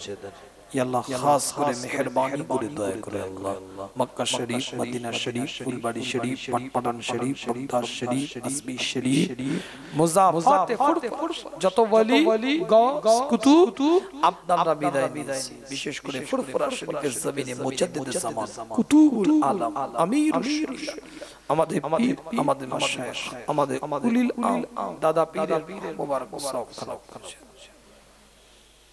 তানার পাঁচ কলিজা টুকরা দাদা জান হুজুর গন্ধে আল্লাহ পাক সওয়াব পৌঁছে দেন। আমার বংশে যত মুরব্বি চাচা জান হুজরাতরা বিদায় নিয়েছে তানাদের সকলে আল্লাহ পাক সওয়াব পৌঁছে দেন। আল্লাহ গ্রামে, পাড়া, এই মহল্লা, এই এলাকা যত মানুষ আল্লাহ আপনার ডাকে সাড়া দিয়েছে। জানি না কি হালে, কি অবস্থায় কবরে ঘুমায়, আল্লাহ কবরগুলোকে নূর, আল্লাহ নূর বানিয়ে দেন। আল্লাহ গভীর রাত্রিরে আমার ভাইয়েরা হাত তুলেছে, আল্লাহ আমার ভাইদের মই মুরব্বি, আত্মীয় স্বজন, নানা কুল, দাদার কুল, যারা কবরবাসী, কবরগুলোকে নূর, আল্লাহ নূর বানিয়ে দেন। জান্নাতের টুকরা, জান্নাতের বাগান, জান্নাতের আল্লাহ বিছানা বিছিয়ে দেন। ইয়া আল্লাহ, পর্দার আলে মা বোনরা হাত তুলেছে, অনেকে বাফারা, মাহারা, আত্মীয় স্বজন, পাড়া প্রতিবেশী, মই মুরব্বি, নানার কুল, দাদার কুল হারা, স্বামী হারা স্ত্রী হাত তুলেছে, সন্তান হারা মা হাত তুলেছে। আল্লাহ প্রত্যেকের মনের আশাকে পূরণ করে দেন, আল্লাহ কবুল করেন। আল্লাহ ইয়া আল্লাহ, খাস করে মেহেরবানি করে ইন্তেজামে কমিটি ছেলেরা হাড় খাটাখাটনি বেচারারা পরিশ্রম করেছে, মুরব্বি চাচাজিদেরকে সাথে নিয়ে যুবকের আল্লাহ বহু মেহনত করেছে। আল্লাহ বেচারা, আল্লাহ ওদেরকে দ্বীনি ইলমের উপরে মজবুত করেন, মনের চাকাটাকে মসজিদ মুখী করে দেন। প্রত্যেকটা যুবক ছেলেগুলোকে আল্লাহ আপনি ওলি বানিয়ে দেন। ইয়া আল্লাহ, ইন্তেজামে কমিটি আল্লাহ যারা দায়িত্বশীল, তাদের মই মুরব্বি আত্মীয় স্বজন, আল্লাহ যারা আজকে অর্থ দিয়ে, সম্পদ দিয়ে, টাকা দিয়ে আমার হাত মাধ্যমে এই মসজিদে সহযোগিতা করেছে, তাদের মই মুরব্বি আত্মীয় নানা দাদার কবরবাসী, আল্লাহ কবরগুলোকে নূর, আল্লাহ নূর বানিয়ে দেন। ইয়া আল্লাহ, খাস করে প্রত্যেকটা এই মসজিদ হওয়া থেকে নিয়ে আজ পর্যন্ত যারা যেভাবে যেদিক থেকে এই মসজিদের জন্য সহযোগিতা করেছেন, প্রত্যেককে আল্লাহ কবুল করেন। আল্লাহ যারা কবরবাসী, কবরগুলোকে নূর, আল্লাহ বানিয়ে দেন। ইয়া আল্লাহ, এই মাহফিলকে কবুল করেন, প্রত্যেকের দান খায়রাতকে, সদকাকে কবুল করেন। আমাদের এক মাসের রমাদানের রোজাকে কবুল করেন। ঈদুল ফিতরের মাঠে আল্লাহ আমাদেরকে নিষ্পাপ বানিয়ে রেখেছিলেন, আল্লাহ আগামীতেও রাখবেন। আল্লাহ গুনার বোঝা মাথায় নিয়ে খোদা তোমার দরবারে দুটো হাত তুলেছি। আল্লাহ বাপ মারলে মায়ের কোলের মধ্যে উঠে যায়, মায়ের আঁচলে তলায় গিয়ে লুকিয়ে যায়। আল্লাহ তুমি ফেরত দিলে কার কাছে যাব, কোথায় গিয়ে আমিন আমিন করব? আল্লাহ তুমি আমাদের সকলকে তোমার রহমতে কোলের মধ্যে উঠিয়ে নাও। ছেলে না কাঁদলে মা দুধ দেয় না, আল্লাহর বান্দা না কাঁদলে আল্লাহর রহমত পাওয়া যায় না। মুমিনের চোখের পানি আল্লাহর দরবারে জমা থাকে। চির হাসি হাসতে যদি চান দুনিয়ার বুকে কেঁদে নেন। আল্লাহ নবী বলেন জাহান্নামবাসীরা এত কান্না কাঁদবে তাদের চোখের অশ্রু দ্বারা বড় বড় নদী হয়ে যাবে। সে কান্নায় কোনো ফায়দা হবে না। যে চোখটা দিয়ে আল্লাহর মহাব্বতে রাসূলের মহাব্বতে মাছির মাথার পরিমাণ অশ্রু বেরিয়ে যায়, ওই চোখটাকে আমার আল্লাহ জাহান্নামের আগুনের জন্য হারাম বানিয়ে দেয়। আল্লাহ আপনি কবুল করেন। আল্লাহ যারা ব্যবসা বাণিজ্য ক্ষেত খামার চাষ বিভিন্ন কাজের সাথে জড়িত আল্লাহ হালাল রুজিতে বরকত দেন। যারা কন্যার দায় মেয়েদের বিবাহ বিনা পুনে দেওয়ার ব্যবস্থা করে দেন। যারা ঋণগ্রস্ত ঋণগুলো পরিশোধ করার তৌফিক এনায়েত করেন। যারা চিন্তিত চিন্তা মুক্ত করে দেন। যারা পেরেশানিতে আছে পেরেশানি মুক্ত করে দেন। যারা অসহায় আল্লাহ আপনার পক্ষ থেকে সহায়ের ব্যবস্থা করে দেন। আল্লাহ খাস করে মসজিদে আল্লাহ যে সমস্ত কাজগুলো অসমাপ্ত আছে আল্লাহ আপনার ঘর আল্লাহ আপনি সমাপ্তর সুযোগ করে দেন আমাদের মাধ্যমে। ইয়া আল্লাহ কালো আইন ওয়াকফ আইন আল্লাহ আমাদের প্রত্যেকের মাধ্যম দিয়ে আল্লাহ আপনার কুদরতি মদদে আল্লাহ এটা প্রতিহত করার আল্লাহ তৌফিক দান করেন। আল্লাহ কালো আইন ওয়াকফ বিল আল্লাহ পেশ করলো আল্লাহ আপনি কুদরতি মদদের দ্বারা আল্লাহ আমাদের মসজিদগুলো মাদ্রাসাগুলো মক্তবগুলো খানকাগুলো কবরস্থানগুলোকে আল্লাহ আপনি হেফাজত করেন। ربنا تقبل منا إنك أنت السميع العليم وتب علينا إنك أنت التواب الرحيم برحمتك يا أرحم الراحمين كلمة لا إله إلا الله محمد رسول الله صلى الله عليه وسلم. السلام عليكم ورحمة الله.